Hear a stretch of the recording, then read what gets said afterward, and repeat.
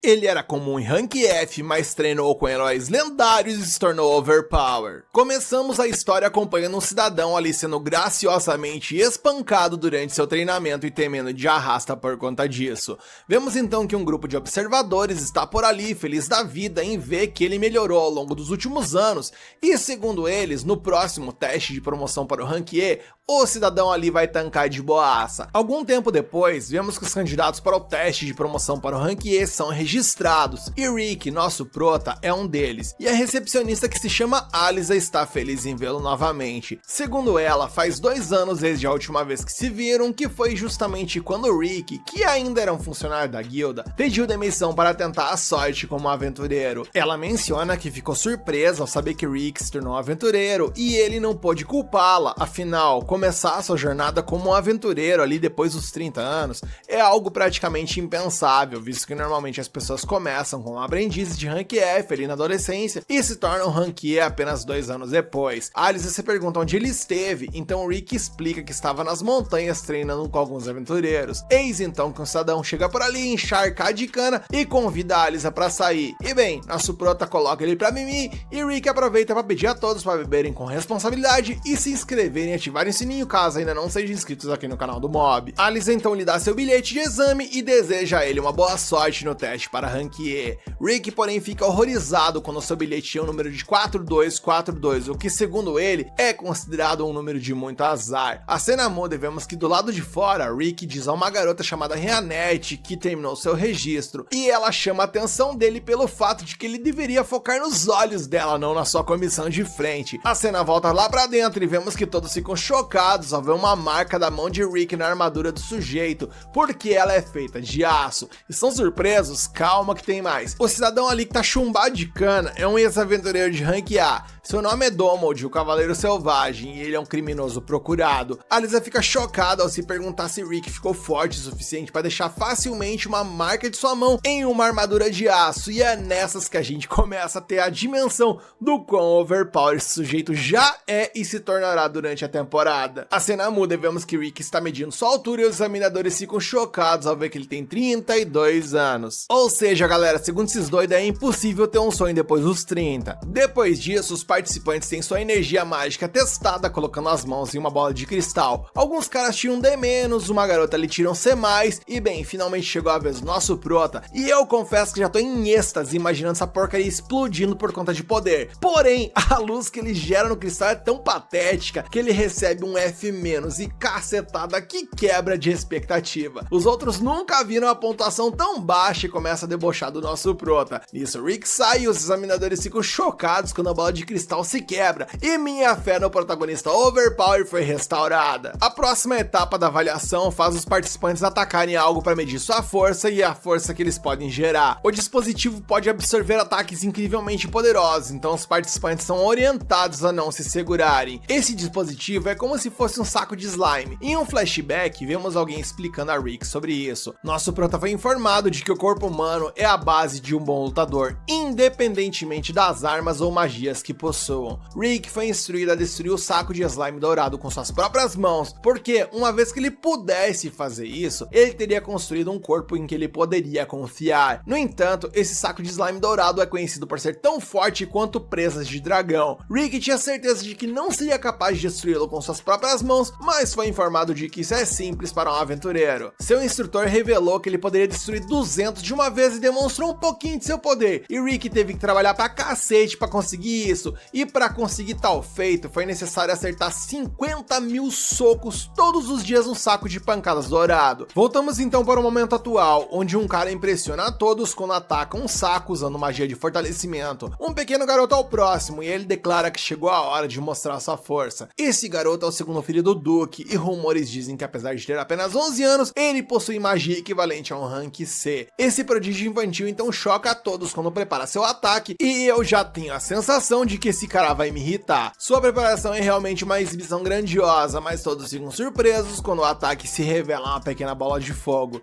Vemos que todos ainda estão impressionados com o dano que ela causa e o chamam de gênio. Rick também está impressionado porque o garoto usa uma magia de chamas nível 3 composta pela natureza. Vemos então mais um flashback mostrando o treinamento de Rick, onde vemos uma pequena garota usando um ataque de fogo incrivelmente poderoso contra ele, e eu sei lá. De alguma forma estou realmente gostando desse anime até o momento, e até as pitadas de comédia nele estão me cativando. Ambos os ataques eram ataques de chamas, mas pareciam muito diferentes, então Rick se pergunta se o garoto comprimiu seu ataque para uso interno. Finalmente chega a vez de Rick e o examinador não espera muito dele, afinal, se a magia não foi treinada desde cedo, as chances de crescimento mais tarde na vida são impossíveis. Além disso, os resultados de Rick no teste de magia foram miseráveis, então o examinador recomenda que Rick simplesmente desista agora. Rick concorda com tudo que ele disse, mas não consegue deixar de pensar em seu treinamento. Ele estava exausto de tanto socar aquele saco de pancadas um dia, mas recusou-se a desistir. Nosso prota entende que começou sua jornada muito tarde, mas acredita que sua idade não deve definir o restante de sua vida. Por causa disso, Rick atinge o saco de pancadas e surpreende a todos quando destrói completamente com apenas um soco. Rick provavelmente desconhece a própria força que possui, pois ele se pergunta se a bolsa estava com defeito. Todos olham com terror enquanto se perguntam quem diabos é esse cara. O garoto fica furioso com Rick por roubar a atenção, mas planeja se exibir durante o teste de habilidade defensiva. Momentos depois, vemos que todos estão novamente chocados quando Rick se defende contra a magia composta de nível 4, algo que o garoto nem conseguiu fazer. O examinador fica surpreso ao ver que Rick usou apenas magia de defesa de nível 1 para bloquear o ataque, então decide subir para o próximo nível. Ele usará magia de ataque nível 5, então o examinador sugere a Rick que utilize uma magia superior à defesa de nível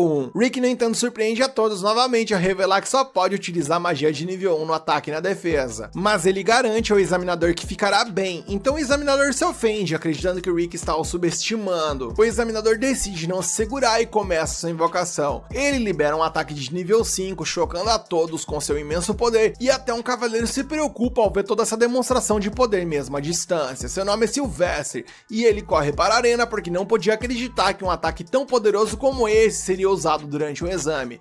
Sylvester é então informado sobre Rick e como ele conseguiu bloquear um ataque de nível 5 com apenas magia de defesa de nível 1. Ele assume que isso deve ser uma espécie de piada, mas é informado de que não é. É apenas um impressionante aventureiro de 32 anos. O relatório de Rick revela que ele foi recepcionista da guilda por 14 anos, e Sylvester parece não saber o que significa a palavra recepcionista, e o poder de Rick o faz se perguntar se isso é um título dado a alguém que derrotou um dragão. Meu sapato. A cena muda mais uma vez e após o exame escrito, Rick expressa como está confiante de que foi muito bem. Nesse momento, o prodígio chamado Freed se aproxima furiosamente de Rick, e eu tinha certeza absoluta de que esse cara seria irritante. Rick mal se lembra desse garoto, então assume que ele está perdido e se oferece para encontrar seus pais. O garoto fica fudido da cara e explica que Rick tirou toda a atenção que vinha para ele. Nesse momento, a irmã mais velha de Freed, que se chama Angélica, chega por ali e fica chateada que Rick fez seu irmão chorar. Freed diz que o homem de 40 anos estragou tudo, mas Rick corrige o irritado garoto, dizendo que ele tem apenas 30 e poucos. Angélica acredita apenas no seu irmão e desafia o homem de 40 anos para um duelo. E Rick aponta que ela só sujou a luva, mas Annette explica que pegar uma luva significa que ele aceitou o duelo. Momentos depois, os dois chegam a uma arena e a Angélica declara que irá punir o velhote. Como os duelos no reino permitem que cada participante proponha uma condição para o duelo, Angélica propõe que o perdedor deve servir ao vencedor até o fim de suas vidas, e seu irmão a incentiva, e eu só penso no quão profundo a moça acabou de cavar a própria cova. Angélica é uma cavaleira de segunda classe, e Rick fica chocado ao ver que isso significa que ela está no mesmo nível de um aventureiro de rank B. Aventureiros de rank B são poderosos o suficiente para derrotar monstros sozinhos, mas Annette ainda diz a Rick para pegar leve com ela. Rick pensa que ela entendeu tudo errado e aponta que ele é apenas um aventureiro de rank F que acabou de se registrar alguns dias atrás. Rick teme que não sairá vivo do duelo, então Annette diz para ele lembrar apenas do seu treinamento dos últimos 2 anos. Ele começa a se inspirar ao lembrar do treinamento, mas lembra também do quão terrível isso tudo foi, e essas lembranças o fazem vomitar. Annette diz para ele ser mais confiante e lembra do grupo que o treinou. Esse grupo, chamado de Punho de Oriralcum, orgulha-se de ser o mais forte do continente, e eles consideram Rick como um de seus membros. Rick agradece a Annette por restaurar sua confiança e se aproxima de Angélica. Angélica sabe que Rick é um rank F, então promete se abster de tirar sua vida. Ela se prepara para a luta e Rick percebe que ela é do tipo espadachim que fortalece seu corpo e armas. Angélica se pergunta se ele será capaz de acompanhar sua velocidade e Rick fica chocado quando ela passa voando por ele. Ela explica que desacelerou um pouco para Rick e se pergunta se ele não está falando porque está chocado. O pequeno nerd ri do prota e explica que as pessoas chamam sua irmã de Flash por causa de sua velocidade. Angélica declara que atacará de verdade dessa vez e usa seu ataque incrivelmente rápido novamente. Rick fica quieto novamente, mas vemos que é porque ele vê a Angélica se movendo movendo muito devagar. Ela é ainda mais lenta do que quando Rick anda, então ele se pergunta por que alguém a chamaria de Flash. Rick, que ainda não percebeu o quão deslocado da realidade ele é, desvia facilmente do ataque dela, mas Angélica pensa que isso tudo foi apenas sorte, pois apenas alguns cavaleiros de primeira classe são capazes de reagir adequadamente à sua velocidade. Ela tem certeza absoluta de que ele não vai conseguir desviar uma próxima vez, mas Rick continua desapontado com a lentidão dos movimentos dela. Ele não acredita que ela seja uma cavaleira e se pergunta se ela conseguiu o título por causa de nepotismo. Rick considera por um momento que ele pode realmente ser forte, mas então ri dessa ideia. Ele se prepara para desviar do ataque novamente, mas Angélica tropeça e começa a rolar descontroladamente em sua direção. Rick mal consegue desviar de seu ataque descontrolado, mas não percebe. Ele não consegue ler os movimentos dela e assume que aquilo ali foi uma habilidade incrível. Esse pequeno incidente o faz lembrar que ele é apenas um rank F e que há uma grande diferença de habilidade entre ele e uma cavaleira de segunda classe. Angélica sabe que realmente tropeçou, mas decide fingir que o ataque foi proposital. Ela declara que ela atacará novamente, mas se moverá ainda mais rápido dessa vez. Seu próximo ataque causa um grande desgaste em seu corpo, então ela só pode utilizá-lo 3 vezes. Ela usa o ataque que deveria ser muito rápido, mas ainda é bem lento aos olhos de Rick. O desavisado Rick teme que ela possa estar utilizando outro ataque rolante aterrorizante se ele fizer o movimento errado, então ele desvia cuidadosamente. Angélica fica chocada e se pergunta o que deve fazer, pois só pode utilizar o ataque mais 2 vezes. Ela então decide usar seus 2 últimos ataques em sucessão e Rick percebe que precisa revidar. Nesse momento, Angélica tropeça novamente em sua última tentativa. Rick pensa que é outra técnica aterrorizante e teme que seu ataque não aterrisse a tempo. Quando a poeira se dissipa, vemos que o ataque de Rick criou uma cratera imensa no chão e Angélica fica horrorizada ao perceber que se não tivesse tropeçado, o ataque incrivelmente poderoso de Rick teria atingido ela. Nosso protavoado pensa que ela desviou de propósito e ela se pergunta quem é esse cara. Rick explica que ele é apenas um aventureiro de rank F e costumava ser recepcionista da guilda 2 anos atrás. Rick não tem certeza de que pode fazer muito contra uma cavaleira de segunda classe, mas ele fará o seu melhor durante o duelo e usará isso como uma experiência de aprendizado. Ele se prepara animadamente para continuar a luta, mas fica chocado quando Angélica simplesmente se rende. Frid fica chocado com isso e Angélica diz que deixará ele vencer dessa vez. Ela tenta sair de lá o mais rápido possível, mas Rick a lembra das condições do duelo. Rick diz que na verdade não propôs nada, mas ele tá bem em utilizar as condições dela. Angélica não quer servi-lo pelo resto de sua vida, então perde suas pernas para que exceda os seus limites mais uma vez e foge correndo ali. Rick não sabe se deve considerar isso uma vitória ou não, mas Rianette o lembra que tem coisa mais importante vindo por aí. Afinal, é hora dos resultados do teste preliminar. E nesse momento Rick quase vai de arrasta quando ela revela que os outros membros do grupo deles chegarão em breve. Ele se pergunta por que diabos eles estão vindo e ela explica que eles querem ver como o Rick está se saindo. Rick tem um pressentimento muito ruim sobre isso, mas já é tarde demais, pois vemos que os outros estão a caminho. Na manhã seguinte, ele entra no salão principal do exame, onde todos os participantes estão sentados, enquanto um dos atendentes diz que todos têm seus cartões de admissão com eles e que um a um os juízes enviarão um mana para os seus cartões. Se o cartão brilhar vermelho, o participante falhou e precisará tentar novamente no próximo ano, mas se o cartão brilhar em azul, isso significa que o participante passou no exame. Rick está extremamente assustado, sem saber o que vai acontecer, enquanto olha para Rianette buscando algum tipo de conforto. Ela calmamente diz para ele não se preocupar e ter fé em si mesmo, já que ele treinou muito nos 2 últimos anos, e ela pessoalmente acha que isso deve ser suficiente para passar no exame. Isso parece trazer algum alívio para Rick, enquanto ele pensa em como Rianette é bonita, mas ao mesmo tempo ele percebe que deve ser muito velho para ela. Rianette se volta para ele e diz que ele não precisa se preocupar, pois mesmo que ele falhe no exame, sempre pode tentar no próximo ano, mas aí eles terão que aumentar a intensidade de seu treinamento em 3 vezes. Isso obviamente o deixa nervosão, pois ele mal conseguiu sobreviver ao treinamento normal. Porém, antes que ele possa dizer qualquer outra coisa, seu cartão começa a brilhar, piscando em vermelho e azul repetidamente, construindo aquele suspense básico de lei, até que finalmente ele se revela na cor azul, o que significa que ele passou no exame. Ele sai do salão ao lado de Rianette tudo felizão ali, quando de repente sente um cheiro muito forte e cobre o nariz. O cheiro parece vir de um cara bastante extravagante que se aproxima da elfa e pega seu braço. Ele se apresenta como Raster, o Duque do Reino do Norte, e eu já tenho certeza que assim como o Pivete Ranhento do episódio anterior, esse aqui tem tudo pra me gerar muita raiva. Raster nem parece notar Rick por ali e começa a dar em cima de Rianette, dizendo que ela é tão bonita que ele está disposto a tomá-la como sua segunda esposa. Felizmente Rick intervém mais uma vez o que azeda o humor de Raster, que olha pra ele com desprezo e pergunta o que diabos um velho feio quer com ele. Rick diz a ele que Jeanette é sua namorada e ele não pode deixar ninguém dar em cima dela, mas Raster começa a rir e afirma que não consegue entender como um homem de meia idade pode conquistar uma mulher bonita como ela. Ele percebe o cartão do exame de aventureiro na mão de Rick e começa a rir, afirmando que não pode acreditar que alguém possa ser um aventureiro de rank F na idade de Rick, mas Rick retruca, dizendo que Raster também não parece ser muito forte. Raster o chama de pessoa de terceira categoria por não perceber sua grandeza, já que ele se tornou um aventureiro de nível E aos 14 anos e atualmente ele é um aventureiro de rank A, além de ser examinador da segunda fase do exame. Meu sapato, galera, olha o nível dos examinadores. Ele se volta para Jeanette, a convida para um jantar, mas Jeanette fica ao lado de Rick, ao contrário do que ele pensava, e diz a Raster para ir embora, pois o perfume dele é forte demais para o gosto dela. Furioso, Raster se vira, prometendo colocar Rick em seu devido lugar quando chegar a hora. Eis então que a cena corta para o idiotão ali que tá todo nervoso durante seu jantar por conta de Rick, e quem chega a chorar nas pernas dele era óbvio e chega a doer: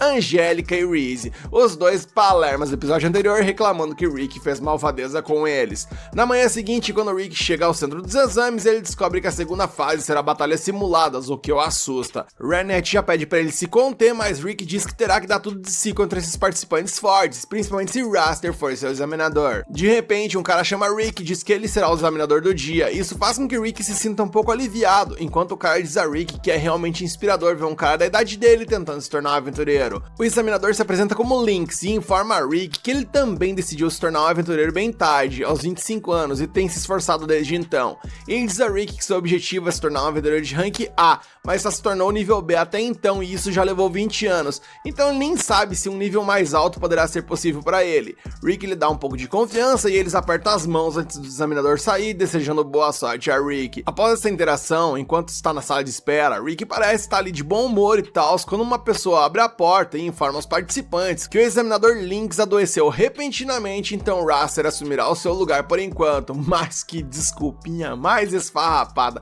parece palhaçada, gente. Rick, que o que tem de músculo não tem de cérebro, tá ali de boaça, e Jeanette o lembra quem é o cidadão e ele começa a surtar. Ela afirma que Raster é o Duque do Reino do Norte, o que significa que ele deve estar relacionado com a Cavaleira Angélica e o garoto chorão de ontem. Essa notícia é ainda pior, pois ele humilhou ambos. Os outros participantes também parecem preocupados, dizendo que Raster é um dos examinadores mais implacáveis, que adora torturar os participantes que chamam sua atenção, tanto que ele ganhou o apelido de esmagador de nível F. Rick percebe que chamou mais atenção de Raster do que deveria, enquanto no campo, Raster obliterava um participante com seus feitiços, chamando de camponês de baixo escalão e convocando o próximo participante. A alma de Rick está quase escapando pela boca nessa altura do campeonato, andando de um lado para outro na sala, totalmente nervoso, pois Raster definitivamente vai matá-lo, e tudo que ele quer fazer é correr de volta para casa. Mas se ele fizer isso, seus superiores triplicarão seu treinamento, o que também significa a morte. Então isso realmente o coloca em uma situação difícil. Jeanette se senta no chão e diz a Rick que se ele pode perder tanta confiança apenas com pessoas falando, ela espera que ele também seja capaz de ganhar confiança se as pessoas mostrarem a verdade pra ele. Ela diz que ele fez um treinamento suficiente para passar essa fase do exame com facilidade, não importa quem ele enfrente, e que nesse ponto ele não tem nada a perder e tudo a ganhar. Isso realmente coloca as coisas em perspectiva para Rick, que agradece a Jeanette por fazê-lo se sentir muito mais calmo agora. De repente, uma pessoa pequena com um capuz se aproxima e pergunta se Rick gostaria de saber seu futuro. Meu Deus. Rick, sendo o idiota que é, obviamente acaba aceitando a oferta, especialmente porque o cara promete que será de graça. Ele coloca a bola de cristal na mesa e pede a Rick para se sentar, mas Jeanette percebe que na cadeira tem um feitiço. Infelizmente, Rick desaparece antes que ela pudesse fazer algo, o que a deixa furiosa, a ponto de utilizar uma magia tão poderosa que seu corte atravessa a bola de cristal e a parede atrás da pessoa, que se revela ser Freed. Ela percebe que era uma magia de teletransporte e pede a Freed para revelar onde enviou o Rick. E quando o imbecil ali se recusa, ela literalmente usa seu dedo para cortar os cílios dele, ameaçando que da próxima vez serão os olhos. Isso obviamente assusta a Freed, que revela que o teletransporte é uma magia muito complexa até para um gênio como ele, então ele só pode teletransportar alguém por no máximo 100 metros de distância. Então ele deve estar por perto. Acontece que o Rick foi teletransportado para trás do centro de exames, perto de uma praia, mas antes que ele pudesse entender o que estava rolando, rolando, um grupo de pessoas vestidas de preto o cerca completamente. O velho mordomo diz a Rick que eles precisam que ele desapareça por um tempo e se apresentam como os guardas de elite do Reino do Norte. Rick percebe imediatamente que isso aí é um plano de Raster. O mordomo revela que todos eles são equivalentes a aventureiros de rank B e A, então Rick não tem chance contra eles. Porém, adivinha quem aparece por ali? Sim, meus queridos, são os brother nosso pro tá perguntando o que diabo ele tá fazendo por ali. Rick fica com medo enquanto eles descem do penhasco e diz ao mordomo para eles irem embora, pois a vida deles agora está em perigo. Mas o careca ali acaba atacando um dos membros da equipe de Rick, que nem se move, pois a lâmina se quebra no momento em que toca sua pele. O idiota então tenta socá-lo, mas ele simplesmente agarra seu punho e o transforma em guisado. Isso não parece chocar o outro superior que tá olhando por ali, enquanto o careca não sabe o que fazer. Pra sua surpresa, o gigante ele faz um feitiço de cura nele e cura seu braço, lhe pedindo pra praticar mais. O loirinho então com a orelha de elfo, então cola em Rick e pergunta se o que tá rolando ali é aquela parada desgastante que fazem de tentar arrumar treta com alguém por algum pretexto, e Rick confirma. O rapaz então diz que vai resolver tudo de forma pacífica e ele não precisa se preocupar. Eis então que ele sumou no negócio ali que parece um fuzil, o qual ele chama de Super Canhão Kun Julieta revisada, carregada com pedras mágicas e balas de chumbo. Rapaz, o maluco vai jantar eles na bala. E tudo, exatamente tudo nessa situação parece bizarra, principalmente o fato dos mordomos burrão investirem nele portando armas brancas. Cara, eu tô amando o nonsense desse anime, é sério. De repente, um dos guardas agarra a pequena garota demônio que se chama Alicerete, com uma faca no pescoço e diz aos seus superiores para largarem suas armas. Rick tá totalmente horrorizado e diz a eles para soltarem a garota pelo próprio bem deles, enquanto a Alicerete simplesmente pensa que esses homens ali estão brincando. O cara então acaba batendo na cabeça dela, o que deixa ela furiosa, então ela os explode. O mordomo lentamente percebe quem são essas pessoas, pois reconhece a baixinha como Alicerete, a maga vampira, que é a maga mais forte da Terra. Ele também reconhece o loirinho ali, o nome dele é Ed Wolf, o meio elfo, meio anão, que possui mais de 50 anos e suas técnicas parecem estar um milênio à frente de seu tempo. Ele reconhece também Ash Orc, o mencionando como uma besta sábia, incrivelmente forte e incrivelmente inteligente, detentor de todas as magias de suporte existentes. Ele afirma que essas pessoas pertencem ao grupo mais forte do mundo, com apenas membros de nível S, conhecido como o Punho de Oriralcum. Alicerete então lida com todos eles, explodindo eles aqui e ali, enquanto Rick corre de volta para o salão de exames para encontrar com Ryanette, que coloca Freyd contra a parede. E antes que eles possam conversar, a porta se abre e quem surge por ali é Lynx, que entra esbagaçado e afirma que Raster o forçou a deixar o cargo de examinador e o trancou na sala. Raster perguntou a ele qual era o seu sonho e Lynx mencionou que ele era pobre e veio do interior. Seu sonho é construir uma escola para as crianças de lá e as ajudar a estudar. Raster diz a ele que se as crianças forem ensinadas por alguém idoso e medíocre como ele, certamente se tornarão pessoas medíocres também. Ele diz a Rick para sair do salão de exames para sua segurança e Rick está gloriosamente fudido da cara. Ele apenas tenta encorajar Lynx a não deixar seus sonhos morrerem e, caras, eu não aceito menos que o Rick arrancar a cara do Raster no tapa durante a batalha. Que ser humano desprezível, gente. A cena então muda a perspectiva e vemos Raster ali criando uma enorme coluna de fogo, pronto para acabar com a jornada de Rick como aventureiro ali mesmo, e Rick indo até ele com a alma pegando fogo de raiva, dizendo que vai fazer aquele imprestável sair voando. Enquanto Raster se divertia atormentando os pobres recrutas no pátio, um dos homens das arquibancadas olhava para baixo rindo da cena. Seu nome é Adolf e ele tem uma habilidade única. Ele tem a capacidade de observar os núcleos das estatísticas de alguém para descobrir como serão suas habilidades. Ele explica que existem basicamente 4 habilidades principais: força física, controle mágico, controle corporal e quantidade de mana. Ele parece estar se divertindo enquanto verifica cada participante que se apresenta diante de Raster, observando suas habilidades para descobrir se vão apanhar muito ou pouco do examinador. Vemos esse momento que um cidadão ali possui estatísticas medianas e ele é imediatamente dizimado pela magia de Raster, enquanto Adolf, obviamente, ri muito. Ele então decide verificar as estatísticas de Raster também e, como esperado, Raster tinha uma quantidade incrível de magia dentro de si, algo que apenas um rank A poderia ter. Ele então comenta que olhar para Raster por um minuto faz seus olhos doerem, pois suas estatísticas fortes sobrecarregam sua visão. De repente, ele nota Rick pronto para enfrentar Raster, mas Adolf nem pensa muito sobre ele, questionando questionando por que um velhote sem graça está tentando se tornar um aventureiro nessa idade. Ele decide verificar essas estatísticas ali de qualquer maneira, e pra surpresa e horror desse cara, ele descobre que o Rick tem as habilidades máximas em todas as categorias, exceto a quantidade de mana. Olhar para os status de Rick por apenas alguns segundos faz seus olhos doerem intensamente, levando a rolar no chão de dor. Do outro lado do estádio, Rianette encontra a Lisa, que também veio assistir ao exame final de Rick e a convida para se sentar com o resto de seu grupo. A princípio, a Lisa fica assustada ao encontrar um orc e um vampiro demônio sentados por ali, mas Rianette diz que não precisa se preocupar com isso e se senta. O orc pergunta a Rianette o que ela acha de Rick naquele momento e, sem hesitar, ela responde que Rick passará facilmente no exame. A Lisa, no entanto, desconhece a força de Rick e afirma que não tem certeza disso, pois Wrestler é um imbecil a ponto de ficar judiando os recrutas mais fracos com sua magia superior. O orc então parecia preocupado, mas ao saber que Wrestler é um aventureiro de classificação A, ele se acalma, afirmando que isso não deve ser um problema para Rick.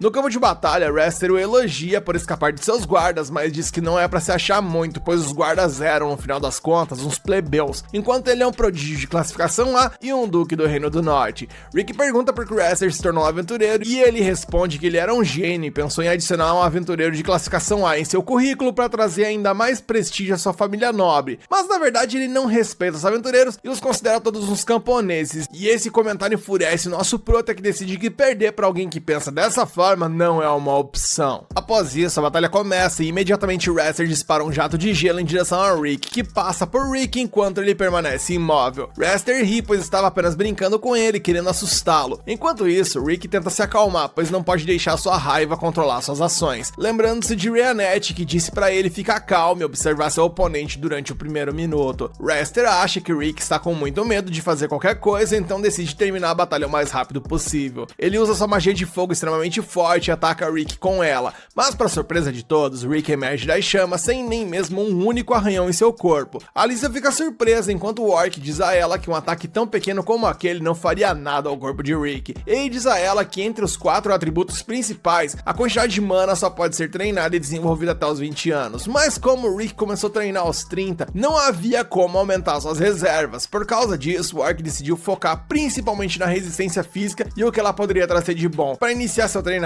ele fez Rick usar pesos no tornozelo de 100 kg cada e o forçou a correr por uma floresta inteira cheia de cobras demoníacas. De volta à arena, Wrestler ataca Rick com sua magia de vento, enviando ondas de vento cortantes contra ele, mas novamente Rick permanece em pé sem mover um único dedo por ali. Isso deixa Wrestler um pouco irritado e ele usa um feitiço de raios contra ele, mas Rick novamente resiste tranquilamente. Alice está realmente confusa com isso, então Rianette revela que Rick é tão forte quanto um aventureiro de classificação S, mas o problema é que ele mesmo não sabe disso, pois quando o orc treinava com ele, ele mentia para Rick, dizendo que até um aventureiro de classificação F seria capaz de fazer as coisas que ele estava fazendo, como por exemplo quebrar pedras com um soco, enquanto Rick quebrava as rochas ali como um doido, achando que qualquer fracote conseguiria fazer, o que não era verdade. De volta à arena, Wrestler perde completamente o controle e começa a atacar com várias combinações de magia de terra, raio, água, fogo e vento contra Rick, tudo de uma vez. Dessa vez ele acha que o velho participante definitivamente foi de vala, mas para sua surpresa absoluta, quando a poeira abaixa, Rick mais uma vez emerge partindo a enorme rocha ao meio e Wrestler fica chocado com a força do corpo de Rick, então decide resolver o problema com suas próprias mãos. Ele então usa magia para reforçar seu corpo e torna seu punho mais duro que aço, enquanto corre em direção de Rick com extrema velocidade. Rick, no entanto, não se move de sua posição e simplesmente lança um soco que, ao se conectar com o soco de Wrestler, faz com que ele seja imediatamente arremessado para longe. No entanto, ele recupera o equilíbrio e cai em pé, confuso sobre como esse homem é capaz de resistir aos seus ataques. Enquanto Rick decide que já observou o suficiente e chega à conclusão de que, embora Wrestler tenha uma quantidade incrível de mana, ele nunca treinou o suficiente, pois conseguia tudo o que queria facilmente. Por causa disso, cada movimento desse cara é completamente rude e ineficiente, e isso dá a Rick uma confiança insana, pois ele percebe que não há como perder para esse projeto de homem que está mais para um fracasso de possibilidades. Wrestler finalmente fica sério e decide utilizar sua magia de fogo mais forte de seu arsenal, mas mais uma vez, depois de dar tudo de si, o ataque de fogo de Wrestler é facilmente bloqueado por Rick, que simplesmente utilizou a mão para parar o ataque. Wrestler imediatamente corre em direção a ele para um ataque surpresa, mas Rick não é facilmente enganado e imediatamente contra-ataca. Felizmente, Wrestler conseguiu transformar seu corpo em aço, o que mal o salvou de ser pulverizado. Ele sacode a poeira de seu corpo, mas mesmo depois de tudo isso, ele não tá pronto para reconhecer as habilidades de Rick e chama isso tudo de coincidência. E isso, obviamente, Coringa Rick, que se lembra de todo o treinamento que ele teve que suportar, como sobreviver a um ninho de dragão, correr através de explosões até se afogar em um lago venenoso. Ed Wolf então se lembra de como empurrou Rick de um penhasco e como Aliceret o esmagou sobre uma rocha e como ele foi atingido por troncos caindo enquanto treinava com Rianette. E tudo isso só foi possível de tancar, pois Ash Rourke conhece uma magia especial de cura que pode reviver um homem se ele morrer imediatamente, pois sim, Rick foi de vala várias vezes nesse treinamento todo e foi assim que ele conseguiu superar seus limites. E de volta à arena, Wrestler usa sua magia de terra para prender Rick com raízes, e junto com isso ele começa a entoar um longo feitiço que cria várias raízes ao seu redor que o envolvem completamente. Logo ele se torna parte de um golem de árvore e diz a Rick para rezar, pois não sairá vivo dessa arena. Rick então cria um pequeno tiro de ar, que é uma das magias mais básicas desse mundo, mas ele tá confiante nela porque praticou essa magia mais de 100 milhões de vezes. É treino pra cacete. Ele então quebra as raízes que o prendiam enquanto o Wrestler desce pra finalizá-lo com um soco mágico. Rick também lança seu soco e ambos colidem no meio da arena, enviando uma grande onda de choque por toda parte. A princípio, o Wrestler estava confiante em seu poder, mas pra sua surpresa, o tiro de ar de Rick supera completamente sua magia e seu golem de árvore, e eles explodem em pequenos pedaços, lançando o Wrestler de volta para as arquibancadas, onde ele fica inconsciente enquanto todos no estádio não conseguem acreditar que o examinador mais forte e torturante dos Rank F foi derrotado por um recruta. Mais tarde, Rick se encontra com seus amigos e todos o parabenizam por passar no teste, mas antes que pudessem almoçar, Wrestler aparece com seus irmãos. Ele diz a Rick que garantirá ser o examinador novamente quando ele for fazer o seu próximo exame de promoção e promete derrotá-lo na próxima vez antes de ir embora. Mais tarde naquela noite, os resultados dos aventureiros são revelados e enquanto os outros festejam na taverna, Rick e Rianette aguardam ansiosamente o nome dele ser chamado, imaginando quantas aventuras os aguardam no futuro. À medida em que os nomes são chamados um por um, Rick parece bastante calmo. Rianette pergunta como ele pode estar tão tranquilo de repente quando mais cedo ele estava dando tela azul de nervoso durante o teste. Ele diz a ela que acabou de se lembrar de algo importante e começa a pensar em uma história que leu na infância. Na história do aventureiro chamado Yamato, mencionava-se o nome do maior monstro do mundo, Kaiser. Dizia-se que qualquer um que derrotasse o monstro supremo poderia obter um tesouro que realizaria todos os seus desejos. Inspirado por essa história, o jovem Rick contou aos seus pais sobre seu sonho de se tornar um aventureiro. No entanto, seus pais não apoiaram seus sonhos. Seu pai disse que o livro e as histórias nele contidas eram apenas contos de fadas, então nenhum monstro supremo ou tesouro existia. Enquanto sua mãe lhe disse que se tornar um aventureiro era muito arriscado e ela não queria que ele se colocasse em perigo. Ambos disseram a Rick para encontrar um emprego real e estável e ele ficou desanimado. Um dia, um médico lhe disse que descobriu uma característica única em Rick, mas não há certeza de quando ela se ativará. Pensar sobre essa característica única fez Rick ficar ainda mais determinado a se tornar um aventureiro, e ele pensou que quando sua característica se ativasse e ele obtivesse sua habilidade inata, ele contaria isso aos seus pais. No dia seguinte, Rick se gabou de sua habilidade para seus amigos na escola, e eles começaram a perguntar se a habilidade dele já tinha se ativado. Rick lhes disse para serem pacientes, porque coisas boas levam tempo, mas à medida que os dias passavam e sua habilidade não se ativava, ele também começou a ficar desesperado. Vemos então que os anos se passaram e Rick se tornou um adolescente, mas sua habilidade ainda não havia se manifestado, deixando em um estado constante de depressão. Seus amigos lhe disseram que mesmo que ele tenha a característica, há casos em que a habilidade nunca se ativa. Isso não ajudou com a depressão de Rick e seus amigos sugeriram que ele tentasse se tornar um aventureiro, apesar de sua habilidade não se ativar. Eles lhe disseram que até mesmo um aventureiro sem uma habilidade inata ganha uma boa grana com isso, mas para Rick, esse papo nunca foi sobre dinheiro.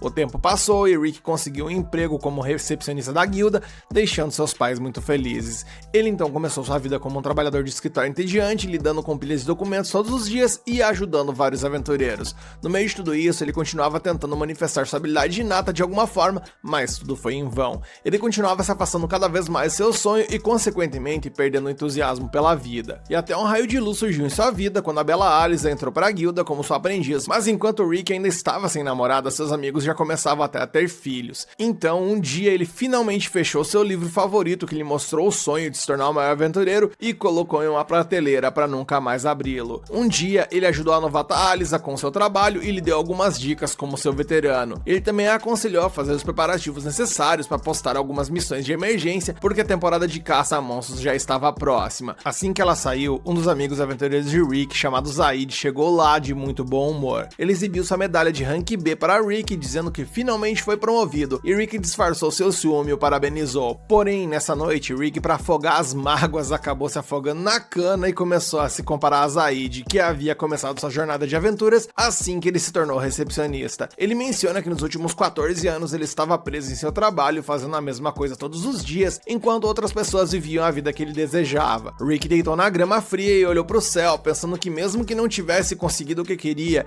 tinha um emprego estável e sem grandes reclamações sobre a vida. Seus pensamentos imediatamente vagaram para o que teria acontecido se ele tivesse tornado um aventureiro, mas decidiu que não valia a pena pensar nisso. Nesse momento, Rick ouviu algumas pessoas gritando sobre um ataque de monstro e ele correu para ajudá-las porque achava que conhecia bem a situação. Ele foi em direção à zona de perigo, antecipando que seria um monstro de baixo nível, mas para seu espanto, ele encontrou um troll gigante que era um monstro de nível médio. Ele entrou em pânico e então uma empregada de cabelos brancos passou bem na frente dele após fazer as compras de seus mantimentos por ali. Rick se colocou à frente dela para protegê-la do monstro, mas a empregada lhe disse para sair da frente. Ela imediatamente cortou o troll gigante em dezenas de pedaços e depois disse ao espantado Rick que apreciava seu gesto, mas não precisava de ajuda porque ela era uma aventureira. E foi nesse momento que Rick conheceu Orianette. Ele acompanhou até em casa enquanto a agradecia por salvá-lo. Eles se apresentaram e então Rick perguntou a ela se ela era uma aventureira de rank B, porque ela era realmente forte. Orianette mostrou-lhe a medalha de rank S e Rick ficou boquiaberto porque os aventureiros de rank S eram tão elitizados que seus nomes foram removidos do registro da guilda e o escritório principal tratava as coisas com eles diretamente. Depois de superar sua surpresa, Rick expressou seu desejo de fazer uma pergunta a ela e pediu-lhe para não rir. Orianette disse que não ria desde os 18 anos e disse a Rick para perguntar o que quisesse. Nervosamente, ele contou a ela sobre seu sonho de derrotar Kaiser e sobre sua habilidade inata que ainda não havia se ativado. Ele perguntou a ela se um homem de mais de 30 anos poderia se tornar um aventureiro em sua idade e ela respondeu que quando ele tentou salvá-la mais cedo, ele mostrou que tinha coragem para se tornar um aventureiro. No entanto, como ele já tinha mais de 30 anos, sua capacidade de mana já não tinha mais como se desenvolver e ela disse a Rick que somente por essa razão ele provavelmente nunca conseguiria ser um aventureiro. Rick sentiu o último vínculo que tinha com o seu sonho de infância se desfazer, mas agiu como se estivesse aliviado por finalmente poder desistir de seu sonho após obter a opinião de um especialista ali, um rank S. Ele tentou mudar de assunto, brincando que deveriam jantar juntos e tal, e para sua total surpresa, ela concordou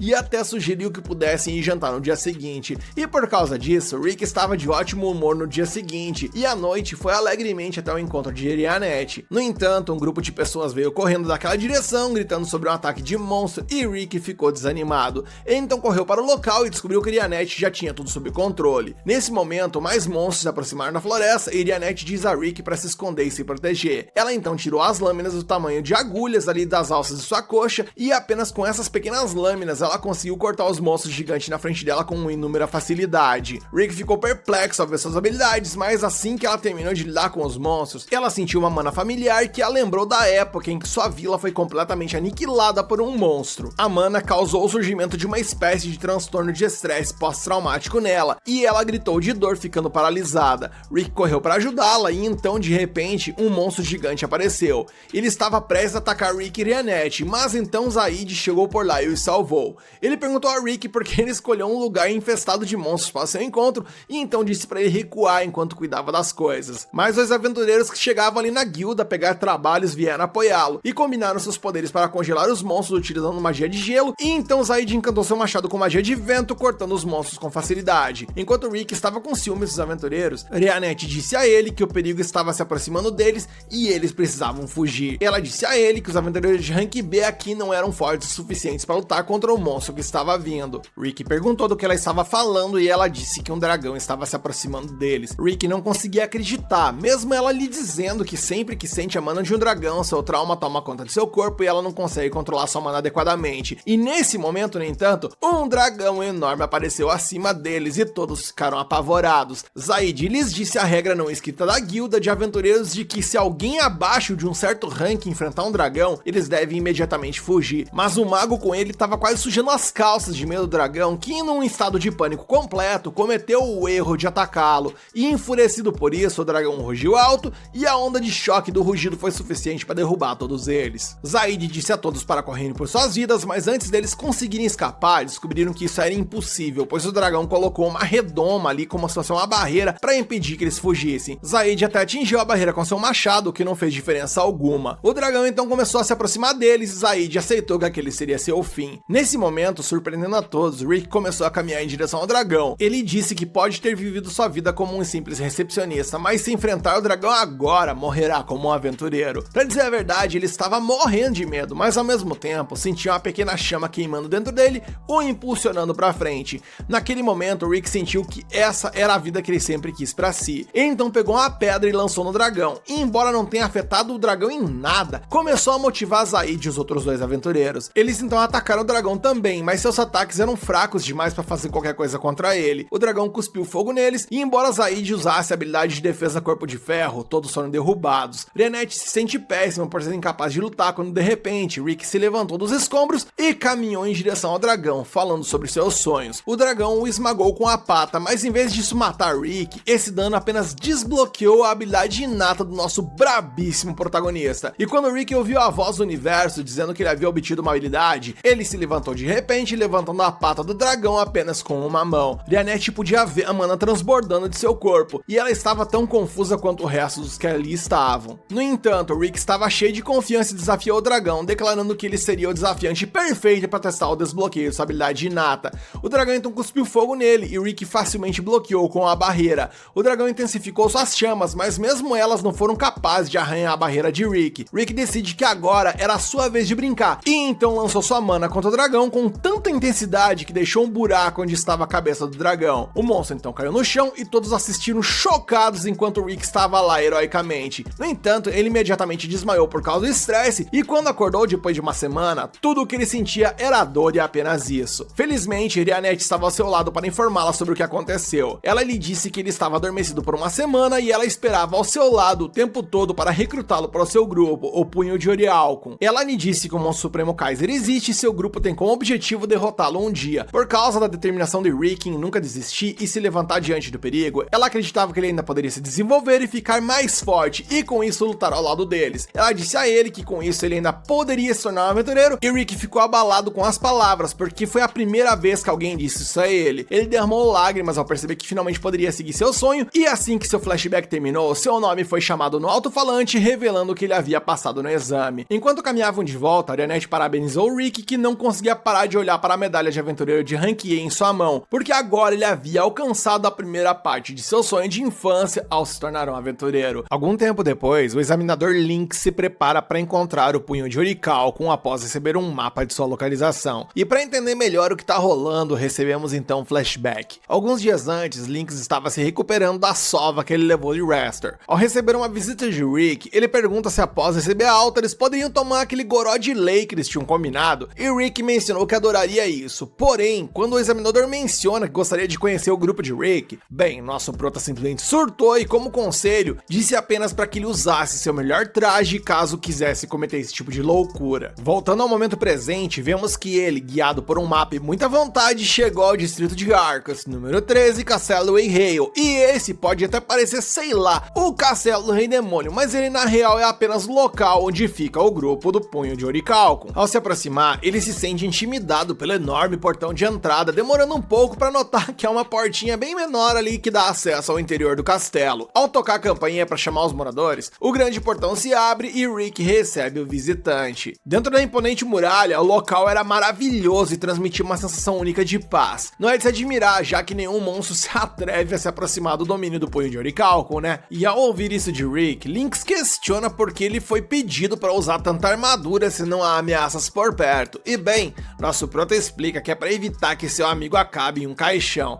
Logo que eles adentram a casa, eles são recebidos então por Rianete, e Lynx se sente honrado pela presença da elfa. Atrás de Rianete, uma garotinha acena para Rick, deixando Lynx intrigado com a presença de uma criança em um ambiente tão peculiar. No entanto, ele adoraria que suas filhas crescessem tão saudáveis e felizes quanto essa menina parece ser. Dito isso, a criança lança um feitiço de 6º nível no visitante, simplesmente dizendo a palavra Kabum, e Rick tem que salvar a vida do homem no último momento. Obviamente, o aventureiro repreende a Lycerete, algo que segundo ele já fez milhares de vezes pelo mesmo motivo, ou seja, lançar feitiços dentro do castelo. A vampira reclama que Rick não brinca mais com ela como se fosse culpa dele. Mantendo a compostura, Rianete ameaça cortar parte da alimentação dela para pagar os reparos da casa, o que leva a menina a se jogar aos pés da elfa implorando por misericórdia. Rick então suspira e pede ao visitante um momento ali para dar atenção à criança carinhosamente apelidada de Alice pelos moradores. Rick sabe que a pequena travessa causará problemas novamente se for deixada sozinha. Enquanto isso, Rianete faz Lynx se sentir em casa casa e a primeira coisa que ele faz é observar a vista de uma das janelas, certo de que levaria dias para explorar toda essa área. Além disso, ele pode ver a oficina de Mizet dentro de seu campo de visão. Curioso, ele desce até o elfo anão e se apresenta, perguntando sobre o tipo de artesanato que ele está trabalhando. Mizet explica que é um canhão de chamas número 6 e deixa o visitante utilizar o equipamento contra o espantalho no quintal. Segundo o elfo anão, tudo que ele precisa fazer é focar sua magia na arma e puxar o gatilho, e ao fazer isso, Lynx cai para trás devido ao recuo do lançador de mísseis e cria uma cratera enorme onde o projétil acertou. E assustado com o poder da arma, ele afirma que a produção em massa desse armamento mudaria para sempre o conceito de guerra mundialmente, ora se ele não é um visionário. Então a cena muda pra mansão e enquanto ele anda cautelosamente, depois de quase ir de arrasta por conta do lança-mísseis, ele se questiona sobre as peculiaridades do lugar e quando ele achou que nada mais poderia surpreendê-lo, eis que ele simplesmente vê um orc sentado lendo um livro. Sem tirar os olhos do livro que está lendo, o orc o convida para entrar caso deseje. Constrangido, Lynx pede desculpas pelo incômodo e se aproxima do orc, impressionado com sua quantidade de livros por ali. Segundo o monstro, aqueles são seus aposentos e a biblioteca privada dele, porque ele se sente melhor quando está cercado por livros. Apesar de ter lido quase todos eles ultimamente, ele diz que tem se focado muito no treinamento de Rick, o que tira um pouco do seu tempo de leitura e tal. E sabendo que o orc foi responsável pelo treinamento do nosso prota, Lynx humildemente pede para que ele lhe ensine algo também. O orc então se levanta e elogia o olhar determinado dele, mencionando que a luz em seus olhos é semelhante à de Rick.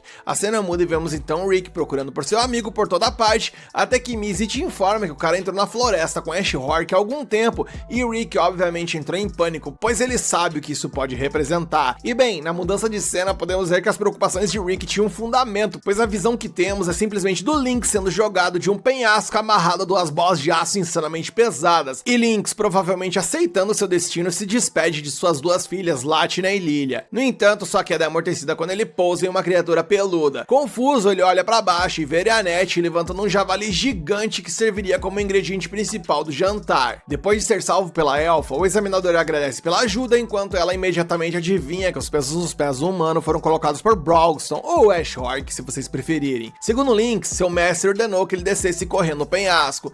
Imperturbável, Arianette comenta que ele é quem mais mata Rick nos treinos, e Lynx finge que não ouviu essa parte. Atrás dele, Ash Hork aparece para continuar o treinamento e arrasta o homem para a floresta. E depois de voltar dos exercícios, Lynx está feliz por ainda estar vivo, assim como o Rick fazia, que não teve a chance de dizer ao homem que treinar com ele é um grande problema para os desprevenidos. Ele também diz ao convidado que certas coisas que os 3 membros Orichalcum dizem devem ser completamente ignoradas, como quando o orc afirma que vai pegar leve no treino, quando Alice promete que não fará algo novamente e quando Mizet garante que levará algo a sério. E falando neles, os 3 estavam plantados na frente do humano reclamando sobre seu exagero. No entanto, Rick se mantém firme e mantém sua postura tentando manter seu convidado vivo. Mizet afirma que o erro de Rick foi precisamente convidar esse cara para um tour pela mansão, deixando Lynx ainda mais aterrorizado. Mais tarde, Arianette serve um chá para os 2 humanos e informa que o jantar estará pronto em breve. E notando uma vibração entre Rick e a elfa, Lynx pergunta ao amigo o que está acontecendo entre eles quando ela sai. Rick pensa que não está acontecendo nada de especial, especialmente porque ele é apenas um cara chato de 30 anos e tal. No entanto, Lynx aponta que a diferença de idade não deveria importar muito. Por exemplo, sua esposa é 20 anos mais jovem do que ele, e de qualquer forma, ele sabe que nada pode ser forçado quando se trata de amor. Em algum momento, se for para ser, os sentimentos deles se alinharão e tudo mais se encaixará num piscar de olhos. Um pouco mais tarde, durante o jantar, Lynx expressa gratidão pela refeição e Rick insiste que seu convidado coma bastante, algo que Alice já fez, mas ainda acha insuficiente. Além dela, os outros 2 membros do grupo também querem comer ou beber mais, então Arianette se levanta para servir a todos. E Lynx diz a Rick que esse é o momento perfeito para se oferecer para ajudar a elfa e fortalecer o seu vínculo, então Rick se apressa para não perder a oportunidade. Enquanto isso, Lynx fica curioso sobre a habilidade inata de Rick e o orc explica que Rick não pode ativar a habilidade por conta própria, e por conta disso ela depende de certos fatores para que isso aconteça. Ele comenta que se o prota controlar o despertar da sua força bruta, ele certamente será mais forte até do que os membros do grupo. Depois que Rick retorna, o orc aproveita a oportunidade para perguntar ao convidado que trabalha no centro se ele já ouviu falar das 6 gemas da lenda de Yamato, porque o objetivo de seu grupo é derrotar o Kaiser Alsapiet, e essas 6 gemas são as pedras mágicas que abrem o portal para a espiral da origem onde Kaiser dorme. No entanto, essas pedras só são ativadas a cada 200 anos, e como eles estão próximos a essa parte do ciclo, Mizet deduz que elas já estão liberando uma quantidade enorme de magia. Dito isso, os membros do grupo querem saber qualquer informação adicional sobre isso. Link diz que não sabe, mas promete verificar o departamento confidencial para ver se encontra algo sobre isso. Depois disso, Rick sussurra ao amigo que não encontrou nenhum momento certo para ajudar seu interesse amoroso, porque a mulher é simplesmente perfeita em tudo que faz e não precisava de ajuda pra nada, ou seja, deu ruim pro prota. A cena então muda e na Guilda dos Aventureiros, uma mulher reclama que está limpando o chão, quando na real deveria estar continuando sua carreira de jovem aventureira. E em meio a essas reclamações e devaneios, ela vê o grupo de Rick tentando aceitar uma missão, mas eles estão com problemas, pois precisam de mais um membro do grupo para ter o número mínimo exigido pela guilda. Nisso, o mestre da guilda então recomenda que eles levem a Rei Lucas, uma jovem garota que quer explorar o mundo como aventureira. Porém, ao ver os membros do grupo, ela não demonstra muito interesse para andar ao lado de, segundo ela, um orc falante, uma criança e um velho sem graça. No entanto, ela entende que qualquer coisa é melhor do que varrer o chão, então ela aceita o desafio e se junta ao grupo. No caminho, Rei pergunta a Rick o que eles estão fazendo e ele explica que estão procurando uma pedra mágica extremamente valiosa e tem o poder de atrair monstros. Transbordando a autoconfiança, Rei afirma que pode lidar com qualquer monstro atraído pela pedra, porque ela pode ser um rank F agora, mas logo ela estará no rank A. A propósito, ela pergunta o rank do nosso prota e quando ele diz que ele é rank E, ela deduz que o Rick é um velho que começou tarde, então deve ser ridiculamente fraco. Conforme a jornada segue, Alice e o orc encontram a pedra mágica atrás das colinas. A cena então muda e agora na mansão, Mizit utiliza uma gambiarra ali que ele inventou para soprar vento na saia da Reinette e ao tentar levantá-la, a elfa rapidamente dá a volta e pergunta a ele o que ele está fazendo. Ele explica que aquela rebimboca da parafuseta ali se chama tempestuoso e bem, a função dele é criar vento.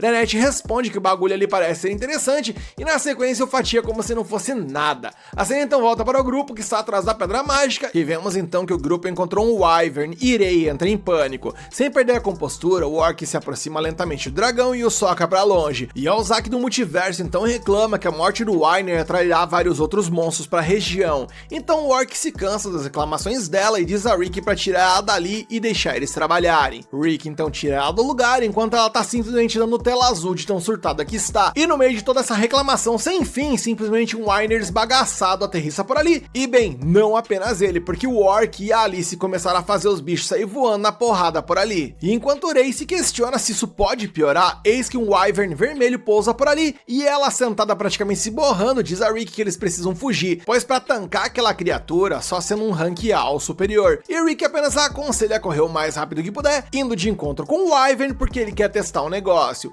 Ela implora para ele não ir, pois aventureiros de rank E ou F não tem como tancar essa luta. E Rick, bem, ele menciona que ela é livre para fugir. E isso de alguma forma mexe com os brios Alzak e ela diz que ainda que seja temporário, eles são companheiros de equipe e assim como seu ídolo Yamato, ela também não abandonará os seus companheiros. Rick, ao ouvir isso, aceita a proposta dela e pede para a garota fornecer suporte.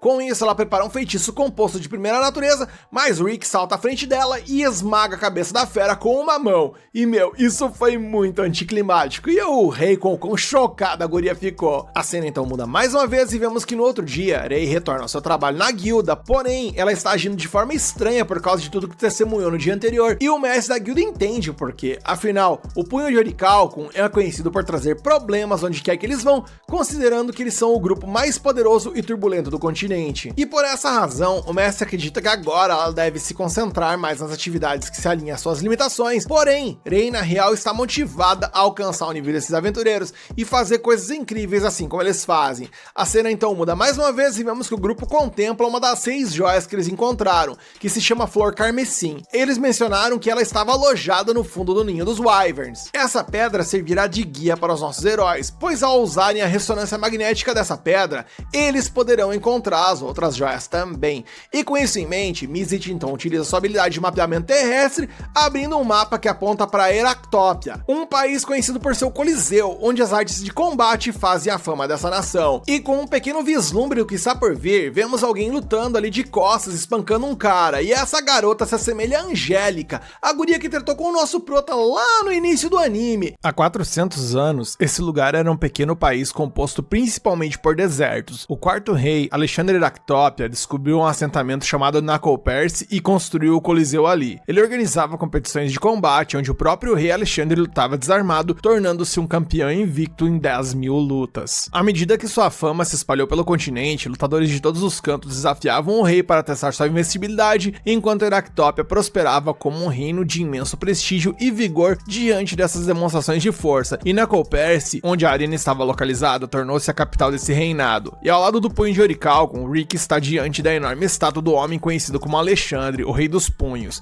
Ashhork diz a eles que teria adorado lutar pelo menos uma vez contra esse homem mítico, embora Rick ache que tal duelo poderia acabar com o reino. Rianete observa que esse tipo de combate como entretenimento ainda prospera hoje em dia, como parte central da tradição desse lugar, o que Rick entende, já que a ocupação de lutador em Heractópia é extremamente comum. Eles até têm um nome especial para aqueles que batalham nesses eventos, no caso, eles são chamados de pugilistas. Com isso dito, o grupo parte em busca da joia que vieram procurar, e apesar de ali ser uma cidade acostumada a brutamontes, vemos que o nosso grupo, ao caminhar pelas ruas, acaba assustando os habitantes, principalmente quando Ashhork se aproxima deles. Rick inclusive chegou em um ali apenas para fazer algumas perguntas, mas o homem dá no pé apavorado pela presença do orc, e percebendo que não fará progresso, Rick sugere que procure informações sobre as 6 joias na prefeitura. No entanto, o grito de uma grande defesa chama a atenção no grupo, e eles veem uma mulher fera sendo assediada por um homem. O orc se aproxima para fazer algumas perguntas ali, mas o homem se ofende com a presença dele, avisando que ele é pugilista e, portanto, não tem medo de problemas. Ashhork não parece intimidado e até comenta que o careca ali não parece ser muito forte, irritando ainda mais o homem, que então desafia o orc para uma luta em um beco próximo. Em questão de segundos, vemos que o orc derrota o homem, que agora concorda em responder às suas perguntas. Ele se apresenta como Gold, enquanto a garota felina se apresenta como Milícia. Indo direto ao ponto, a sábia criatura mostra a eles a joia e pergunta se eles viram alguma joia semelhante por ali que pareça com aquela, e ambos sentem que viram algo parecido em algum lugar próximo, embora eles não saibam exatamente onde. E conforme a cena vai evoluindo, vemos que atrás do grupo uma multidão se reúne para testemunhar o show de abertura do torneio Rei dos Punhos. Gold se mostra empolgado e revela que essa é a parada de anúncio do torneio da cidade, onde o vencedor se torna o campeão dos pugilistas, e a garota felina mal pode esperar para que esses 2 meses que antecedem o evento passem rapidamente. Esse festival é tão importante que cerca de 500.000 pessoas vêm a Heractópia todos os anos para assistir. Animados pela multidão, eles veem um pugilista chamado Karen Urwolf, que venceu o torneio do Rei dos Punhos 5 vezes, sendo 3 delas consecutivamente. Admirando o lutador sendo carregado por um elefante entre a multidão, Gold sonha em alcançar esse nível um dia. Falando sobre uma joia esférica brilhante, Milícia percebe que o cinturão de campeão de Karen ostenta uma relíquia idêntica à procurada pelos estrangeiros. Ashhork a reconhece imediatamente como Ouro Soberano, uma das 6 joias. Após o desfile, o famoso pugilista entra na academia onde treina e um homem se aproxima de Karen para agradecer pelo show. O lutador não se importa porque sabe da importância de empolgar as pessoas à véspera do torneio. No entanto, o homem de tapa-olho não acredita que Karen esteja indo muito bem, o que o pugilista nega. Nesse ponto, os 3 membros do punho de Orichalcum entram na academia em busca do grande campeão,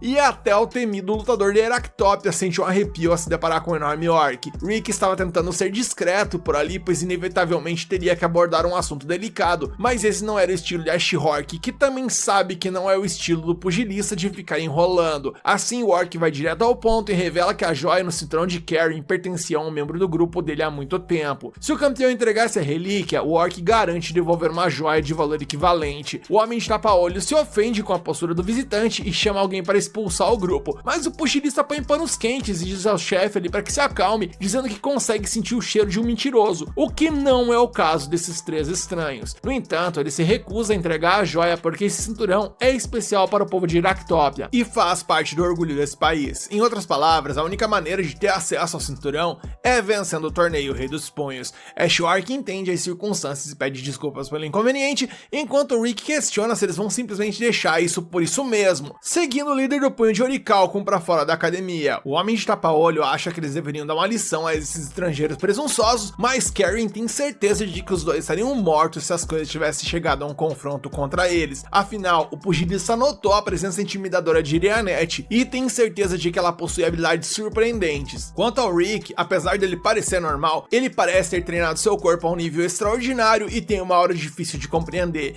E por fim, Karen sabe que o orc carrega um poder absoluto dentro de si. E lá fora, Ashhork revela o plano de se tornar um pugilista para vencer o torneio e conquistar o cinturão. Para entrar no torneio, é preciso passar pelas preliminares realizadas no leste e oeste do reino e avançar nas rodadas até vencer o bloco, onde todos também estão qualificados. eliminados. Depois disso, os vencedores passam para as oitavas de final do torneio. O Orc deixa Rick com a Liga Ocidental, enquanto ele segue para o leste, e para evitar se perder nesse lugar desconhecido, o Orc providenciou um guia pessoal, um homem chamado Gold, sim, o carinha lá do início. Então Orianeth informa a Rick que ele precisa passar por um teste para ganhar o direito de ser um pugilista. Ela o leva para uma batalha simulada, onde seu oponente será escolhido aleatoriamente entre os novos competidores. Rick pergunta se o seu oponente é forte, e o organizador diz que é um novato promissor que venceu todas as partidas preliminares do torneio. No entanto, mesmo que Rick perca, ele ainda pode se classificar se demonstrar certo nível de habilidade. De repente, a rival de Rick se apresenta como Flash e ele imediatamente reconhece a voz. E bem, ela é ninguém mais, ninguém menos que a Angélica, a nobre mimada que ele derrotou lá no início do anime, causando todo aquele problema com a família dela, com os outros irmãos e tal.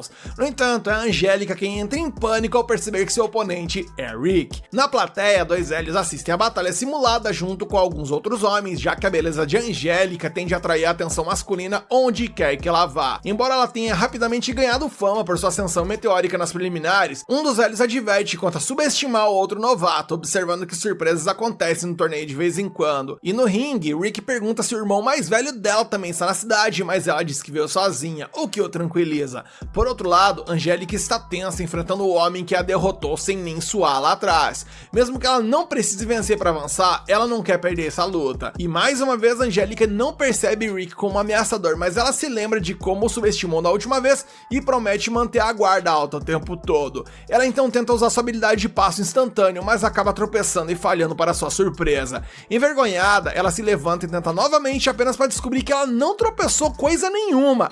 Na real, o Rick estava basicamente fazendo a tropeçar em uma velocidade tão alta que era imperceptível aos olhos de quem assistia. Ele então pergunta se ela gostou da habilidade que ele aprendeu recentemente e, segundo ele, esse é o primeiro dos 8 segredos de como pegar leve. A rasteira é uma técnica projetada para desmoralizar o oponente, não permitindo que ele permaneça em pé. Essencialmente, Rick estava derrubando as pernas dela tão rapidamente que até mesmo ela, uma cavaleira de segunda classe, não conseguia ver. Tentando manter a dignidade, ela tenta manter a distância, mas isso se mostra inútil. Enquanto ela se afasta, é derrubada novamente, caindo desajeitadamente no campo de batalha. Enquanto ele continuava a derrubá-la toda vez que ela se levantava, Rick parecia se sentir culpado por quão fácil a luta estava sendo e elogiou a dificuldade de sincronizar suas rasteiras, dada a incrível velocidade dela, e a encoraja a continuar na luta inclusive, porque ele promete dar tudo de si a partir de agora. Mas bem, Angélica levanta as mãos e se rende imediatamente. Assim, Rick ganha permissão para competir após derrubar a manobra 5 vezes.